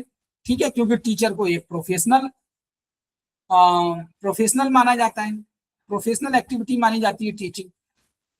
ठीक है, तो अब इसका क्या मतलब, ultimate goal of teaching is to bring about development of child. और टीचिंग का अल्टीमेट उद्देश्य क्या है, बच्चे का विकास करना, यानी कि संपूर्ण विकास करना, overall development of the child. ठीक है, या harmonious development of the child. ठीक है ना, फिर क्या है, teaching is an science and art. अब टीचिंग जो है वो एक साइंस भी है और आर्ट भी है। ठीक है ना, क्या मतलब हो सकता है टीचिंग और टीचिंग को हम ये कहते हैं कि साइंस भी है और आर्ट भी है, क्योंकि साइंस तो हमें ये सिखाता है कि ऐसा क्यों होता है, और आर्ट हमें ऐसे सिखाती है कि कैसा होना चाहिए। ठीक है ना, वो हमें वाट, साइंस हमें सिखाती है वाट, और आर्ट हमें सिखाती है हाउ, कैसे। यानी कि साइंस तो एक प्रिंसिपल है, लेकिन आर्ट क्या है, प्रैक्टिकल है। ठीक है ना, साइंस हमें सिखाती है क्या होना चाहिए और आर्ट हमें सिखाती है कैसे होना चाहिए। तो इसीलिए टीचिंग को एक सोशल और टीचिंग को साइंस और आर्ट दोनों ही कहा गया है। फिर ये कहते हैं कि teaching is a complex phenomena. Complex phenomena, teaching जो है वो एक कॉम्प्लेक्स फिनोमिना मीन्स घटना है, कॉम्प्लेक्स मिश्रित घटना है। कैसे, as its nature is scientific, इसका नेचर तो साइंटिफिक होता है लेकिन ये आर्टिस्टिक होती है, कलात्मक होती है, ठीक है ना। फिर यहाँ पर गेज कहते हैं 1979 में, has discuss teaching as a science to describe, ठीक है, तो ये तो हमने देखी भी है, ठीक है, ठीक है, इसका क्या मतलब होता है। अब यहाँ पर ये कहते हैं कि लर्निंग एंड इम्प्रिंटिंग, इम्प्रिंटिंग हमने वर्ड सुना था ना कि भाई हमारे दिमाग में कुछ स्मृति चिन्ह बन जाते हैं, ठीक है ना। तो यहाँ पर आपके ये क्वेश्चन आता है कि what is imprinting in learning, ठीक है ना। तो इम्प्रिंटिंग का मतलब क्या है, ये टर्म जो है ये यूज किया गया था 1930 में, और एक ऑस्ट्रेलियन इथोलॉजिस्ट थे, ethologist, Australian Austrian ethologist Konrad Lorenz, उन्होंने इस इम्प्रिंटिंग वर्ड का यूज किया था, इसलिए यूज किया था for describing the attachment behaviour of newborn birds to the first large moving object in their environment. इन्होंने इस इम्प्रिंटिंग का मतलब बताया कि हमारे स्मृति में जो चीज पहले नजर आती है हम उसी को ही फॉलो करने लगते हैं। तो इन्होंने ये बताया एक अटैचमेंट, अटैचमेंट किसका उन्होंने बताया कि जो न्यू बॉर्न वर्ड्स, यानी कि जो ऐसे पशु ऐसे पक्षी जो जिनका जन्म हुआ है उनके सामने फर्स्ट टाइम एक बड़ा सा ऑब्जेक्ट जो हम रखेंगे, क्योंकि वो तो न्यू बॉर्न वर्ड्स हैं, तो उनके सामने हमने कोई एक ऐसा ऑब्जेक्ट रख दिया, वस्तु रख दी जो बड़ी है और मूव करती हुई है, तो वो ये कह रहे हैं कि उसके तो उससे जो वो जो एक लार्ज मूविंग ऑब्जेक्ट है, ठीक है ना, उससे वो एक अटैचमेंट अपना लगा लेते हैं, अटैचमेंट कर लेते हैं, या तो उसको वो अपना मानते कि ये मेरी मदर है, जो भी है मेरी गार्जियन है या जो कुछ भी है, उससे वो एक अटैचमेंट रखना शुरू कर देते हैं। अब यहाँ पर ये कहते हैं कि ही conducted A series of experiments, उन्होंने विभिन्न प्रकार के एक्सपेरिमेंट किए, ठीक है, इस प्रकार के बिहेवियर को, अटैचमेंट बिहेवियर को फाइंड आउट करने के लिए। इन्होंने कहा लाइक इन इनिशियल एक्सपेरिमेंट, जो उन्होंने अपने शुरू में जो एक्सपेरिमेंट किए थे उसमें उसमें उन्होंने डिमॉन्स्ट्रेट किया डकलिंग्स एंड गॉसलिंग्स, बत्तख के और हंस के जो बच्चे थे वो follow the mother soon soon after hatching, ठीक है, वो पैदा होने के बाद में वो अपनी मदर को फॉलो करने लगे, ठीक है, वो फॉलो कर रहे थे अपने मदर के लिए। उसके बाद में लॉरेंज ने क्या काम किया कि उस मदर को एक बड़े से फुटबॉल से रिप्लेस कर दिया, लेकिन बच्चों को क्या समझ में आया कि ये जो फुटबॉल है वो उसकी मदर है, तो ये एक अटैचमेंट बिहेवियर है, ठीक है, अटैचमेंट बिहेवियर। तो ये जो अटैचमेंट बिहेवियर है ये हमें, जब हम कोई भी लर्निंग करवाते हैं बच्चों के, ठीक है ना, ठीक है, या हम खुद भी जब हमारे सामने कुछ इस प्रकार के अनुभव जब हमारे सामने आते हैं तो हम भी कभी ना कभी इस तरीके से महसूस करते हैं, ठीक है ना। तो ये एक अटैचमेंट बिहेवियर जो है, वो अटैचमेंट बिहेवियर आपको एक टीचर के रूप में मदद करता है टू अंडरस्टैंड स्टूडेंट्स, और आपको अपनी जो टीचिंग लर्निंग प्रोसेस है उसको और इफेक्टिव बनाने में, ठीक है। तो इस प्रकार की सिचुएशन का हम कहाँ पर यूज कर सकते हैं, ये आपको थोड़ा सा इसके बारे में मालूम होना चाहिए, ठीक है ना, और ये हमारे लर्निंग में किस तरीके से मदद कर सकता है, ठीक है। तो आपने यहाँ पर ये देखा कि ये जो इम्प्रिंटिंग वर्ड है, इम्प्रिंटिंग वर्ड का मतलब ये है कि हमारे कि एक अटैचमेंट बिहेवियर, और वो जो अटैचमेंट बिहेवियर है वो कैसे बनता है कि हम एक नेचुरल, उन्होंने अपने बच्चों ने जो न्यू बॉर्न वर्ड्स हैं उन्होंने अपने माँ को फॉलो किया, लेकिन उस माँ को उन्होंने रिप्लेस कर दिया बड़ी सी फुटबॉल से, और फिर वो उसको माँ मानने लगे, ठीक है ना। तो ये हमें लर्निंग और लर्निंग पैटर्न को समझने में मदद करता है। ये तो हिंदी में है। तो अब डायमेंशंस ऑफ लर्निंग क्या होते हैं, यानी कि सीखने के आयाम, सीखने के आयाम क्या होने चाहिए, ठीक है ना, हम कब सीख पाएंगे।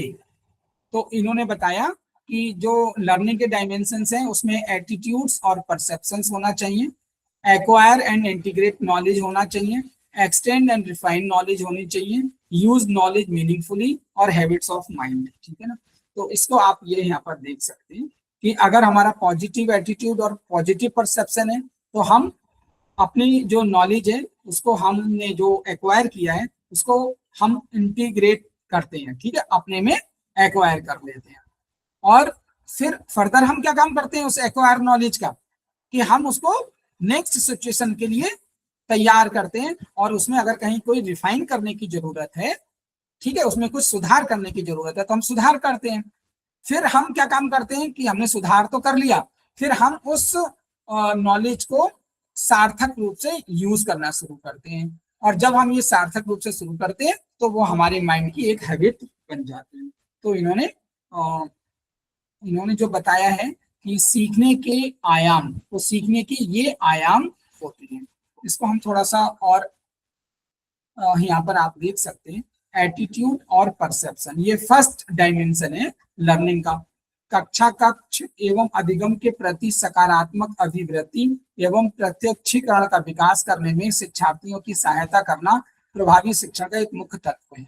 तो सबसे पहले तो टीचर का काम क्या है, या किसी का भी काम क्या हो सकता है कि पॉजिटिव एटीट्यूड और पॉजिटिव परसेप्शन डेवलप करना।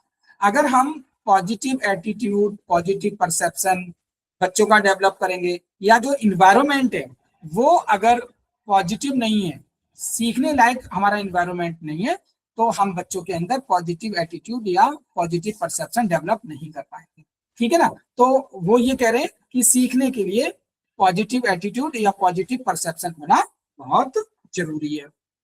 फिर ये क्या कह रहे हैं कि ज्ञान की प्राप्ति एवं एकीकरण, ठीक है, ज्ञान की प्राप्ति कर ली और हम उसका एकीकरण भी करें।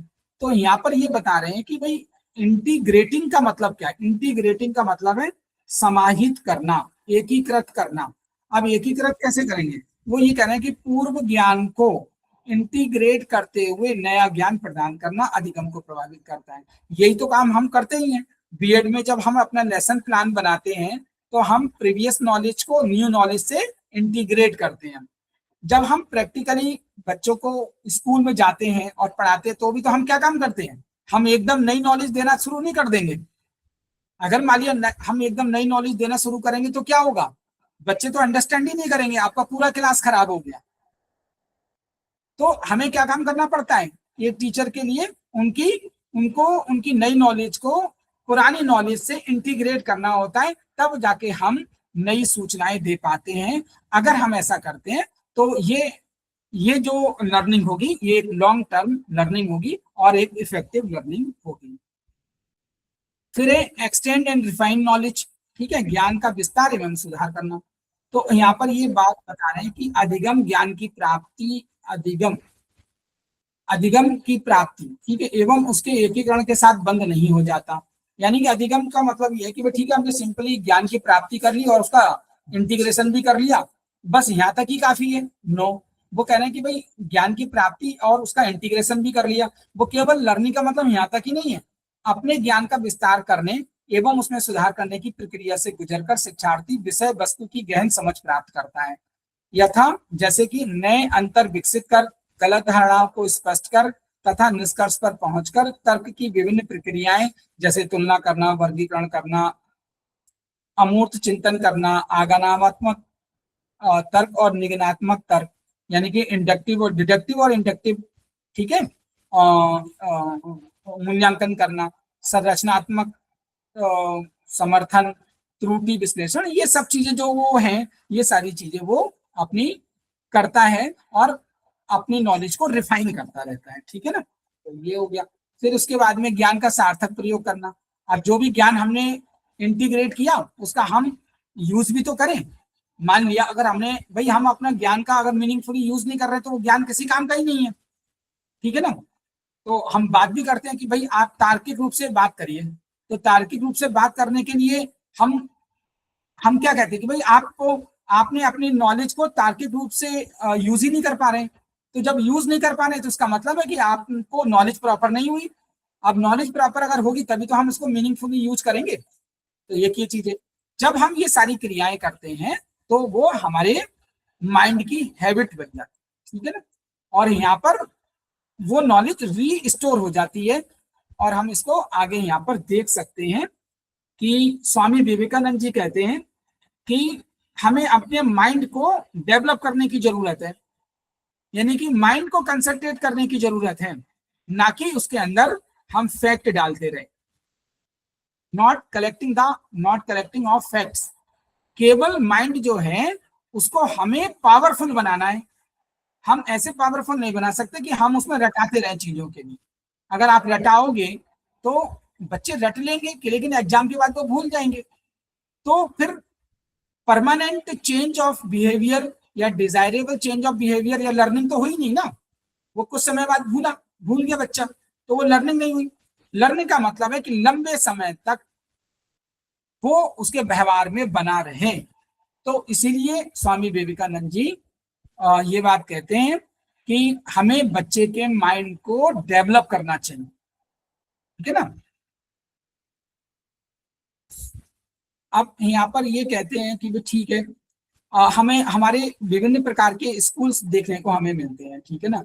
जो आप उसमें पढ़ोगे अपने ये थ्योरी में जो है आपका, इस थ्योरी पेपर में भी आप पढ़ोगे कि विभिन्न प्रकार के स्कूल्स हैं जिनको हम स्कूल्स ऑफ थॉट बोलते हैं, यानी कि विचारों के स्कूल। उसमें जैसे व्यवहारवादी जो हैं उनका अपना एक थॉट है।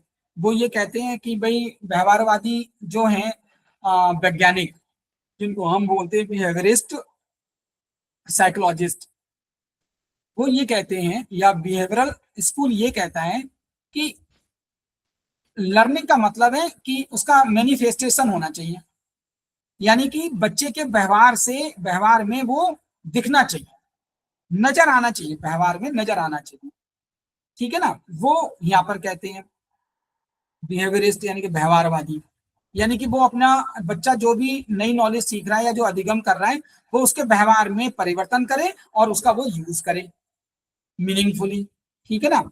अब यहाँ पर जो कॉग्निटिविस्ट है, ठीक है ना, यानी कि ज्ञानात्मकवादी वैज्ञानिक, ठीक है, वो क्या कहते हैं, वो कहते हैं कि भाई लर्निंग जो है ना वो एक मनोवैज्ञानिक कंस्ट्रक्ट है।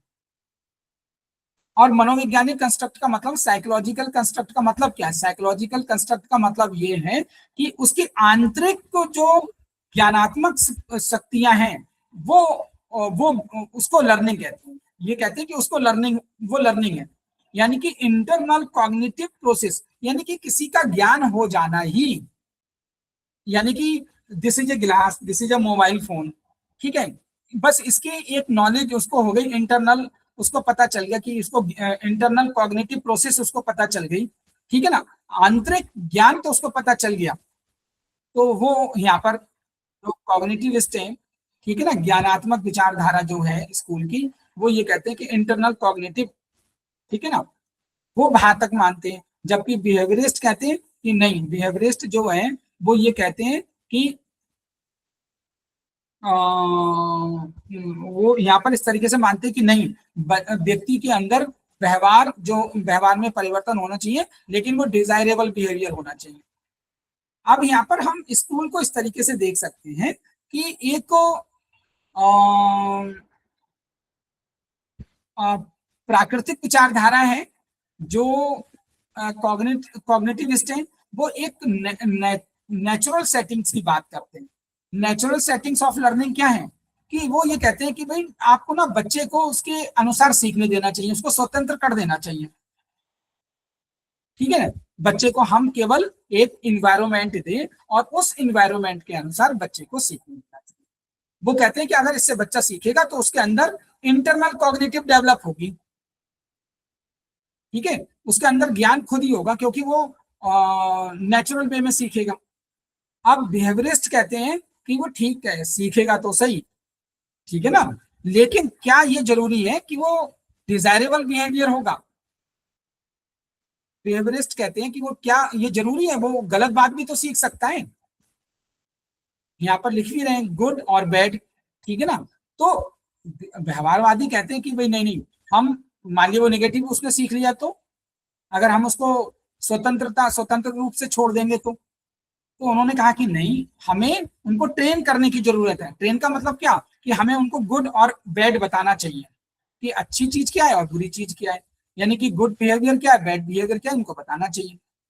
तो इस प्रकार का जो डिजायर्ड बिहेवियर आएगा, वो उन्होंने व्यवहारवादियों ने कहा कि वो लर्निंग है, ठीक है ना। अब इसकी हम एक उदाहरण के रूप में समझ सकते हैं। अभी बस हम थोड़ा सा जल्दी ही उसको फिनिश करेंगे। उदाहरण के रूप में हम समझ सकते हैं कि जैसे मान लिया कि एक जंगल है, और वो जंगल किस तरीके से ग्रोथ करता है, उसकी टहनियां जंगल में इधर फैली हुई है, अनकंट्रोल्ड वे में जंगल है, तभी तो हम कहते हैं जंगल है। वो कहते हैं कि भाई ठीक है, तो वो जो कॉग्निटिविस्ट है, उनका जो दर्शन है, उनके जो विचार हैं, वो उस तरीके से प्रभावित है कि भाई बच्चे को आप इंडिपेंडेंटली छोड़ दो पढ़ने के लिए, समझने के लिए, लर्निंग करने के लिए, तभी तो उसकी इंटरनल कॉग्निटिव अपने आप डेवलप होगी। अब हमने जैसे जंगल है तो फॉरेस्ट है, वो अनकंट्रोल्ड वे में बढ़ रहा है, उसकी कोई टहनी बढ़ रही है, कोई कहीं बढ़ रहा है, कोई कहीं बढ़ रहा है, ठीक है, इस तरीके से है। लेकिन व्यवहारवादी कहते हैं कि नहीं भाई ठीक है, डिजायर्ड बिहेवियर होना चाहिए, तो उसके लिए कहते हैं कि जंगल में एक ना कोई, या जो हम अपना गार्डन बनाते हैं उसका एक माली होना चाहिए, यानी कि एक टीचर होना चाहिए, पेरेंट्स होने चाहिए, जो सही ज्ञान दे पाए, यानी कि ट्रेन कर पाए इंडिविजुअल्स के लिए कि सही क्या है गलत क्या है, ये बता पाए। तो वो तभी बता पाएंगे, बिहेवियरिस्ट कहते हैं कि वो तभी बता पाएंगे जब वहां पर एक कंट्रोल करने वाला या सही दिशा, सही और गलत का बताने वाला कोई होगा, तब हम वहां पर बता पाएंगे। या हम उसका माइंड उस तरीके से डेवलप करें कि वो खुद ही जज कर पाए बच्चा, कि मतलब, या मतलब हम उसके माइंड को इतना ट्रेन कर दें कि उसको खुद ही पता चले कि ये सही है गलत है, ठीक है ना। तो इसलिए वो वहां पर इस तरीके से ये दोनों विचारधाराएं काम करती हैं। तो ये हमने आपको यहाँ पर बताया, तो इसको आप और थोड़ा सा, फिर ये कहते हैं, एक और स्कूल ऑफ थॉट है जिसको हम कहते हैं gestaltist, also emphasized on learning a psychological construct. उन्होंने भी कहा है कि साइकोलॉजिकल कंस्ट्रक्ट है, गेस्टोल्ट वादियों ने। जैसे कि कंस्ट्रक्ट उन्होंने कहा था, कॉग्निटिविस्ट ने कहा था, ठीक है ना, जो स्कूल ऑफ कॉग्निटिविस्ट है उन्होंने कहा था, ठीक है ना। उसी तरीके से गेस्टाल्ट वादियों ने कहा कि भाई लर्निंग भी एक साइकोलॉजिकल कंस्ट्रक्ट है, however they were of a different view point, लेकिन उनका व्यू पॉइंट अलग है, ठीक है। वो क्या कहते हैं कि gestalt theorist focus on role of perception, insight and meaning as the key elements of learning. उन्होंने यहाँ पर तीन चीजें जोड़ी, मेन जो एक चीज जोड़ी वो है परसेप्शन या इंसाइट, कि लर्निंग जो होती है वो एक परसेप्शन से होती है और इंसाइट से होती है। तो उसका यहाँ पर एक बहुत अच्छा उदाहरण भी है कि एक लंगूर को उन्होंने पिंजरे में बंद कर दिया, और एक उसमें उन्होंने कुछ डंडे रख दिए, और ऊपर की साइड में जैसे छत के ऊपर उन्होंने कुछ केले टांग दिए। अब वो बहुत एफर्ट, वो ट्रायल कर रहा है, पहले तो ट्रायल एंड एरर थ्योरी जो ईएल थॉर्नडाइक की है, तो उसमें पहले उसने प्रयास नहीं किया, उसने कोई यहाँ पर ट्रायल नहीं किया, ठीक है ना। लेकिन उसने अपने माइंड का यूज किया, कि माइंड का उसने ये यूज किया कि मैं वहां तक कैसे पहुंच सकता हूँ। उसका लर्निंग टारगेट क्या था, केले को प्राप्त करना जो ऊंचाई पर टंगे हुए थे, लेकिन वहां पर उन्होंने एक लर्निंग टूल डाल रखा था, वो उस पिंजड़े में डंडे डाल रखे थे, कुछ छड़ियां। तो उसने उसके माइंड में तुरंत एक इंसाइट आया। अब इंसाइट इंसाइट जो आया, उसके माइंड में तुरंत एक ज्ञान आया, परसेप्शन उसका ये डेवलप हुआ कि मैं इन छड़ियों का प्रयोग करके वो केले तोड़ सकता हूँ, और उसने ऐसा किया, और उसने अपनी भूख जो थी वो उसने अपने खत्म की। तो वो ये कहते हैं कि जो हमारे गेस्टाल्ट वादी हैं, वो ये कहते हैं कि जो लर्निंग होती है वो परसेप्शन और इंसाइट से आती है, जो एकदम अचानक आता है, ठीक है, उससे हम लर्निंग करते हैं। अब इंसाइट कैसे डेवलप होगा, इंसाइट के लिए उन्होंने कहा कि एक इन्वायरमेंट तैयार किया गया था, अब वो इन्वायरमेंट क्या था कि उसको भूख भी थी, भूखा रखा, इसके साथ साथ पिंजरे में केले टांग दिए गए और वो छड़ी रख दी गई। तो ये वातावरण तैयार किया गया था उसके लिए। तो यहाँ पर कहने का मतलब है कि आप लर्निंग कैसे करा सकते हो, तो टीचर का रोल क्या है। तो यहाँ पर टीचर का रोल बहुत इंपॉर्टेंट है कि टीचर जो है वो एक इन्वायरमेंट ऐसा तैयार करे कि बच्चे खुद ही सीखे इनसाइट के द्वारा। ठीक है, तो उन्होंने कहा कि ये लर्निंग है। So they perceived individual as a perceptual organism that organise, interpreted and gave meaning to the events. तो इस तरीके से उसने उस घटना को अंजाम दिया। अब यहाँ पर आगे कहते हैं कि भाई ठीक है, लर्निंग जो है वो एक साइकोलॉजिकल कंस्ट्रक्ट तो है। अभी तक हमने ये देखा, जो कि हमें कॉग्निटिविस्ट ने भी ये कहा और गेस्टाल्टिस्ट ने भी यही कहा, और इसके साथ साथ बिहेवियरिस्ट ने भी ये कहा कि वो भी साइकोलॉजिकल कंस्ट्रक्ट है, यानी कि साइकोलॉजी मनोवैज्ञानिक प्रक्रिया है लर्निंग। ये तीन स्कूल के लोगों ने कहा, ठीक है ना। लेकिन उनके अंतर अलग अलग थे। थोड़ा सा उन्होंने आगे बताया कि भाई इसमें क्या क्या अंतर है। जैसे कि कॉग्निटिविस्ट, जो कॉग्निटिविस्ट है उनमें उन्होंने कुछ और समझा, ठीक है ना। फिर उसके बाद में बिहेवियरिस्ट ने कुछ और बताया और गेस्टाल्टवादियों ने कुछ और बताया। फिर यहाँ पर वो कहते हैं कि भाई लर्निंग जो है ना वो एक सोशल कंस्ट्रक्ट है। अब सोशल कंस्ट्रक्ट क्या है, क्योंकि लर्निंग जो होती है कि उन्होंने ये कहा कि social construct is characterised by development of socially desired behaviour. भाई लर्निंग एक जो है वो एक सामाजिक को प्रक्रिया है, क्योंकि सामाजिक प्रक्रिया है क्योंकि हम एक एक वांछनीय व्यवहार ही एक्सेप्ट करते हैं। So generally developed in A social environment, और ये तभी ये कहां पर होगा, ये डेवलप होगा सोशल इन्वायरमेंट में, ठीक है ना। और सोशल इन्वायरमेंट में कैसे वो डेवलप होगा, वो भी कोई कंट्रोल करे और सेल्फ रेगुलेटेड, ठीक है ना, उन्होंने ये बताया। तो इसीलिए स्कूल जो क्या है, स्कूल जो है वो एक लर्निंग सॉरी सोशल कंस्ट्रक्ट है। लेकिन हम ये नहीं कह सकते कि साइकोलॉजिकल कंस्ट्रक्ट नहीं है, साइकोलॉजिकल कंस्ट्रक्ट भी है, क्योंकि हमें बच्चे को कुछ आजादी भी देनी चाहिए। सोशल कंस्ट्रक्ट है क्योंकि वो एक सामाजिक प्राणी है। अब हम उसको व्यवहार को तो ऑब्जर्व करेंगे ना, हम इसके व्यवहार को ऑब्जर्व करें। लेकिन तो यहाँ पर दोनों बातें कही गई हैं कि ऑब्जर्वेशन भी होना चाहिए और सेल्फ रेगुलेशन भी होनी चाहिए, ठीक है ना। तो इस तरीके की लर्निंग प्रक्रिया होनी चाहिए। अब यहाँ पर कुछ लर्निंग स्टाइल्स भी दी गई हैं कि कुछ लर्निंग स्टाइल्स हैं, तो वो आप थोड़ा पढ़ेंगे।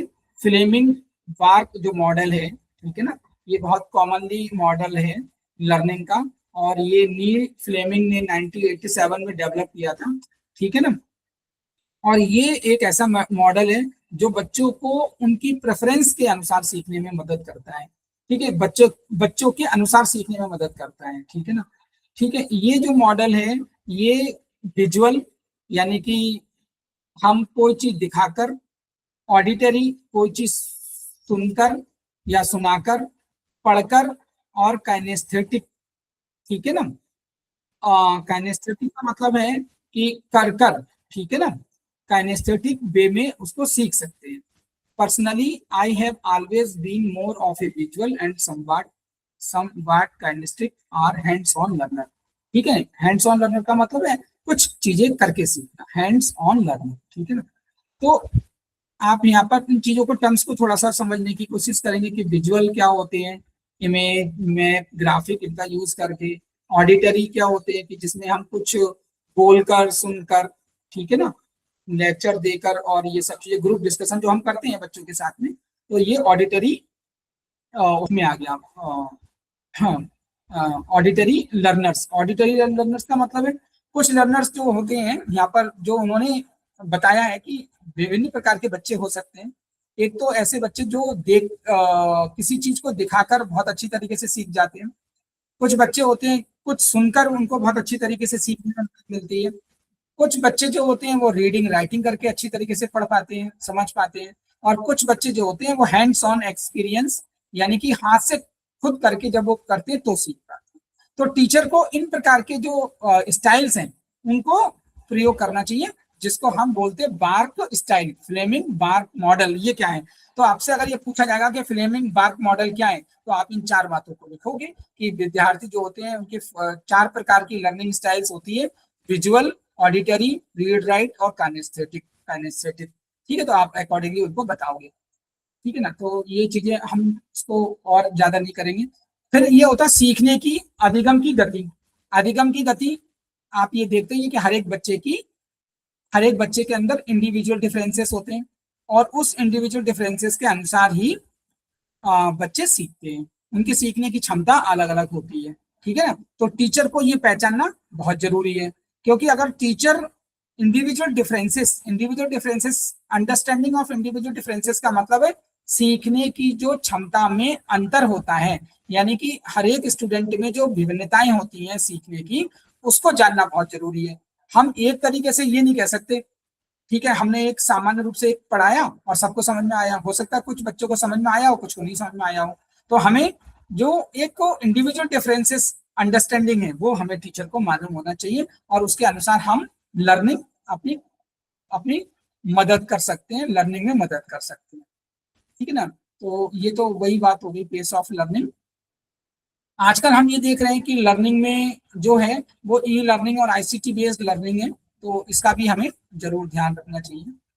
तो ये हम जो बात कर रहे थे वो कि टीचर के रोल की बात कर रहे थे। तो टीचर जो है वो एक बहुत बड़ा रोल रखते हैं और टीचर को इन सारी चीजों का ज्ञान होना चाहिए, लर्निंग स्टाइल्स का ज्ञान होना चाहिए, ठीक है, साइकोलॉजिकल साइकोलॉजिकल एस्पेक्ट का ध्यान रखना चाहिए और जो इंडिविजुअल डिफरेंसेस ऑफ अंडरस्टैंडिंग है स्टूडेंट में होते हैं उसका ध्यान रखना चाहिए। अगर हम इन चीजों का ध्यान रख पाएंगे तो डेफिनेटली हम एक अच्छे टीचर बनने में मदद हमें मिलेगी, ठीक है ना। तो ये कुछ बेसिक चीजें हैं जो आप लोगों को याद रखनी होती है, ठीक है ना। तो वो आप याद रखेंगे, जैसे कि ठीक है, तो आप इन चीजों को आप ध्यान रखेंगे। मॉडल्स ऑफ लर्निंग क्या होते हैं, ठीक है ना, अधिगम के प्रतिमान। तो सबसे पहले ये है कि हम ऑब्जर्वेशन के द्वारा लर्निंग करते हैं, ठीक है ना, या करवाते हैं बच्चों के लिए, क्योंकि अब तो रोल ऑफ टीचर की बात हो रही है। लर्निंग बाय इमिटेशन, नकल के द्वारा, learning by trial and error और लर्निंग बाय इंसाइट। जो इंसाइट है ना, गेस्टाल्ट वादियों ने दिया था इसका प्रिंसिपल। ट्रायल एंड एरर जो है ये ईएल थॉर्नडाइक की थ्योरी है, इमिटेशन ऑब्जर्वेशन। तो ये सब चीजें आप पढ़ोगे तो ठीक है। तो अगर जब बात आती है ना मॉडल्स ऑफ लर्निंग, तो आप ये चार बातें याद रखोगे। Learning by observation, learning by imitation, ये मॉडल है सीखने के अधिगम के। Learning by trial and error, learning by insight, ठीक है। तो हम इसको बहुत ज्यादा इलेबोरेट नहीं कर रहे हैं यहाँ पर। अब ट्रांसफर ऑफ लर्निंग क्या होती है, ये बड़ा कॉमन सा कंसेप्ट है। ट्रांसफर ऑफ लर्निंग, ये दो प्रकार की लर्निंग हो सकती है, तीन प्रकार से तीन भागों में बांटा गया है। Positive transfer of learning, negative transfer of learning और जीरो ट्रांसफर ऑफ लर्निंग, ठीक है ना। तो यहाँ पर ट्रांसफर ऑफ लर्निंग का मतलब है कि जो हमने एक सिचुएशन में जो ज्ञान सीखा है वो दूसरी सिचुएशन में उसका यूज हो पा रहा है कि नहीं हो पा रहा है, ठीक है ना। तो ये है यानी कि ट्रांसफर ऑफ लर्निंग, यानी कि जो हमने सीखा है वो ट्रांसफर दूसरी सेटिंग्स में हो पा रहा है कि नहीं हो पा रहा है, ये ट्रांसफर ऑफ लर्निंग कहलाता है। अब इन्होंने ये कहा कि transfer of learning positive positive transfer of learning positive कब होता है?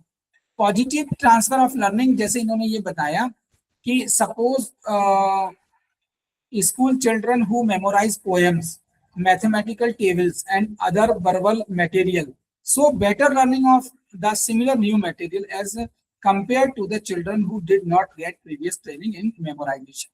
जो बच्चे पोयम, जैसे मान लिया हमने बच्चों को कोई पोयम याद करवाई, ठीक है, मेमोराइज करवाई, हमने उनको कुछ बच्चों को मैथमेटिक्स के टेबल्स हमने उनको मेमोराइज करवाए, या उनको वर्बल कोई हमने कोई चीज कोई मटेरियल के बारे में समझाया, तो वो ये कह रहे हैं कि अगर ये बच्चे के पास में ट्रेनिंग पहले से दी हुई है तो वो, अगर हमने उसका मैथमेटिकल टेबल्स हैं तो तभी तो वो प्लस माइनस कर पाएगा, अगर उसको टेबल ही याद नहीं होगा तो वो नहीं कर पाएगा, ठीक है ना। अगर हमने उसको पोयम नहीं पढ़ाई होंगी तो वो आगे चल के पोयम उसको मेमोराइज नहीं करवाई होंगी तो वो आगे चल के वो आगे और भी चीजों को मेमोराइज नहीं कर सकता। तो यहाँ पर ये पॉजिटिव ट्रांसफर ऑफ लर्निंग हो गई कि एक ज्ञान जो है वो दूसरे ज्ञान में मदद कर रहा है, ठीक है ना। जैसे मान लिया कि अभी हम बात कर रहे थे टेबल्स की, तो टेबल्स आपको आगे की मैथमेटिक्स में काम आएगा, राइट।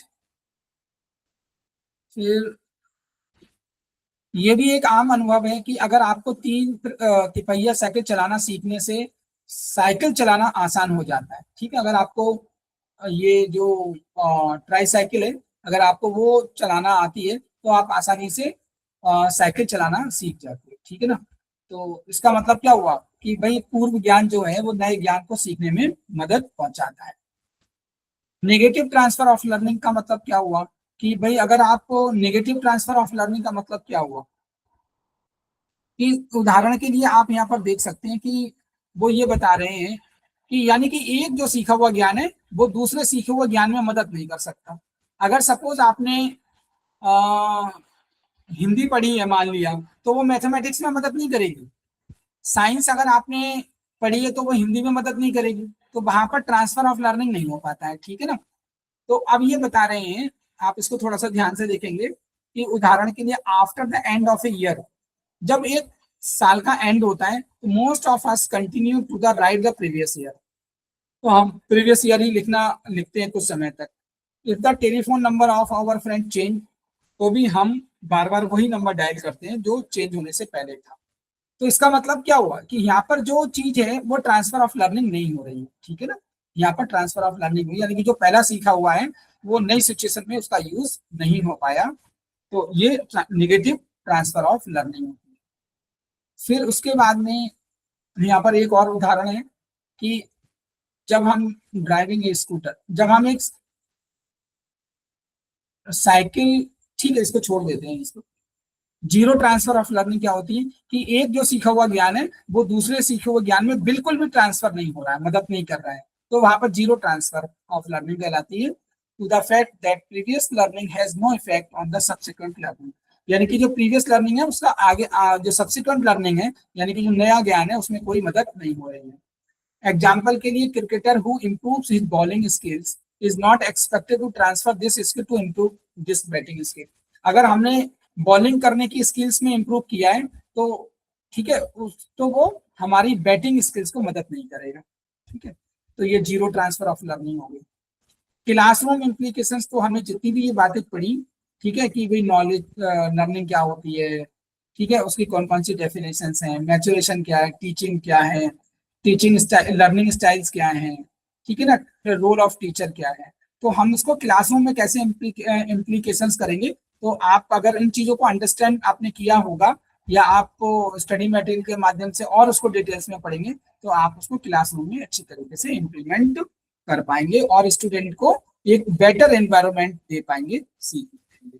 तो ये एक हम लोगों ने ब्लॉक 1 यूनिट 1 को अंडरस्टैंड किया,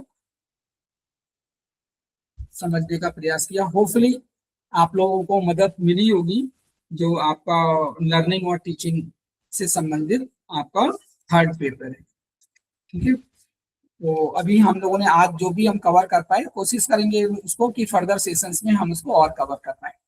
अब आप लोगों की अगर कहीं कोई प्रश्न है तो आप पूछ सकते हैं इस सेशन से संबंधित, या आपके कुछ और क्वेरीज हों जो इग्नू से रिलेटेड हो, आपकी स्टडी से रिलेटेड हो।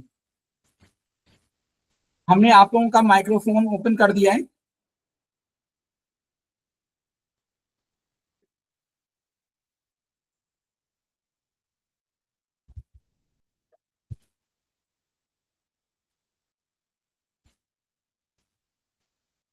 तो आप लोगों की कोई भी क्वेरी नहीं है। हाँ दुर्गा पटेल बोलो।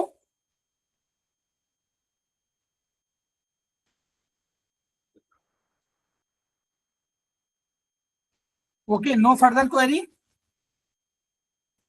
हाँ thank you Savita ji.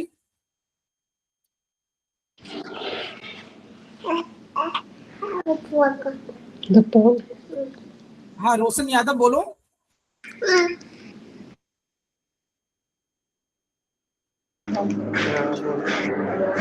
Hello sir, मुझे ये पूछना था कि असाइनमेंट स्टडी सेंटर पे जमा होंगे, बाई हाँ पोस्ट हो सकते हैं?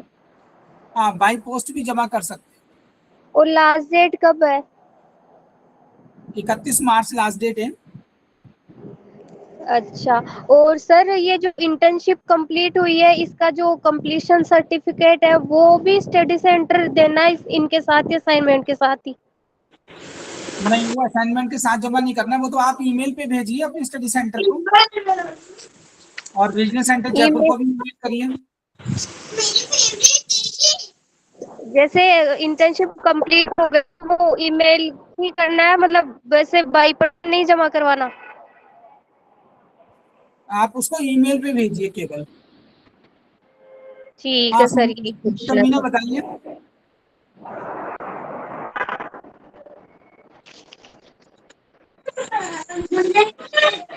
हेलो।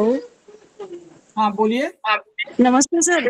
हाँ मैं ऐसे पूछ रही हूँ, मैं ये BSL 124 वाली है ना, पाठ्यचर्या और भाषा की हाँ। जो बुक आई है ना, वो उसकी लैंग्वेज इंग्लिश में है। कौन सा BES 124? हाँ, वो तो इंग्लिश में ही अवेलेबल है। उसमें जैसे पेपर भी होगा तो इंग्लिश में आएगा, हिंदी में वो आएंगे तो हिंदी में क्वेश्चन? ही होगा ना, वो तो सब हिंदी में ही होगा। लेकिन वो बुक्स पे उसमें ही है, इंग्लिश में ही है। वो इंग्लिश में ट्रांसलेट ही नहीं हो पाई वो बुक्स। ठीक है सर, थैंक हाँ जी सर, मेरा भी एक डाउट था कि जैसे मेरे पास सारा जो स्टडी मटेरियल मिला है वो मुझे इंग्लिश मीडियम में मिला है, और वैसे तो मैं कंफर्टेबल हूँ इंग्लिश मीडियम में, तो क्या मैं हिंदी में एग्जाम दे सकते हैं अगर हम रिटर्न देते हैं तो? हाँ जी।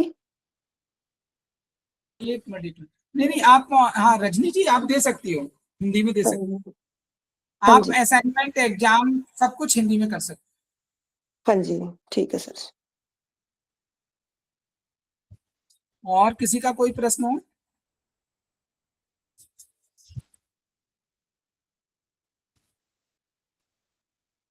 ओके, तो thank you very much students. अब नेक्स्ट सेशन आपका कल है 12 को।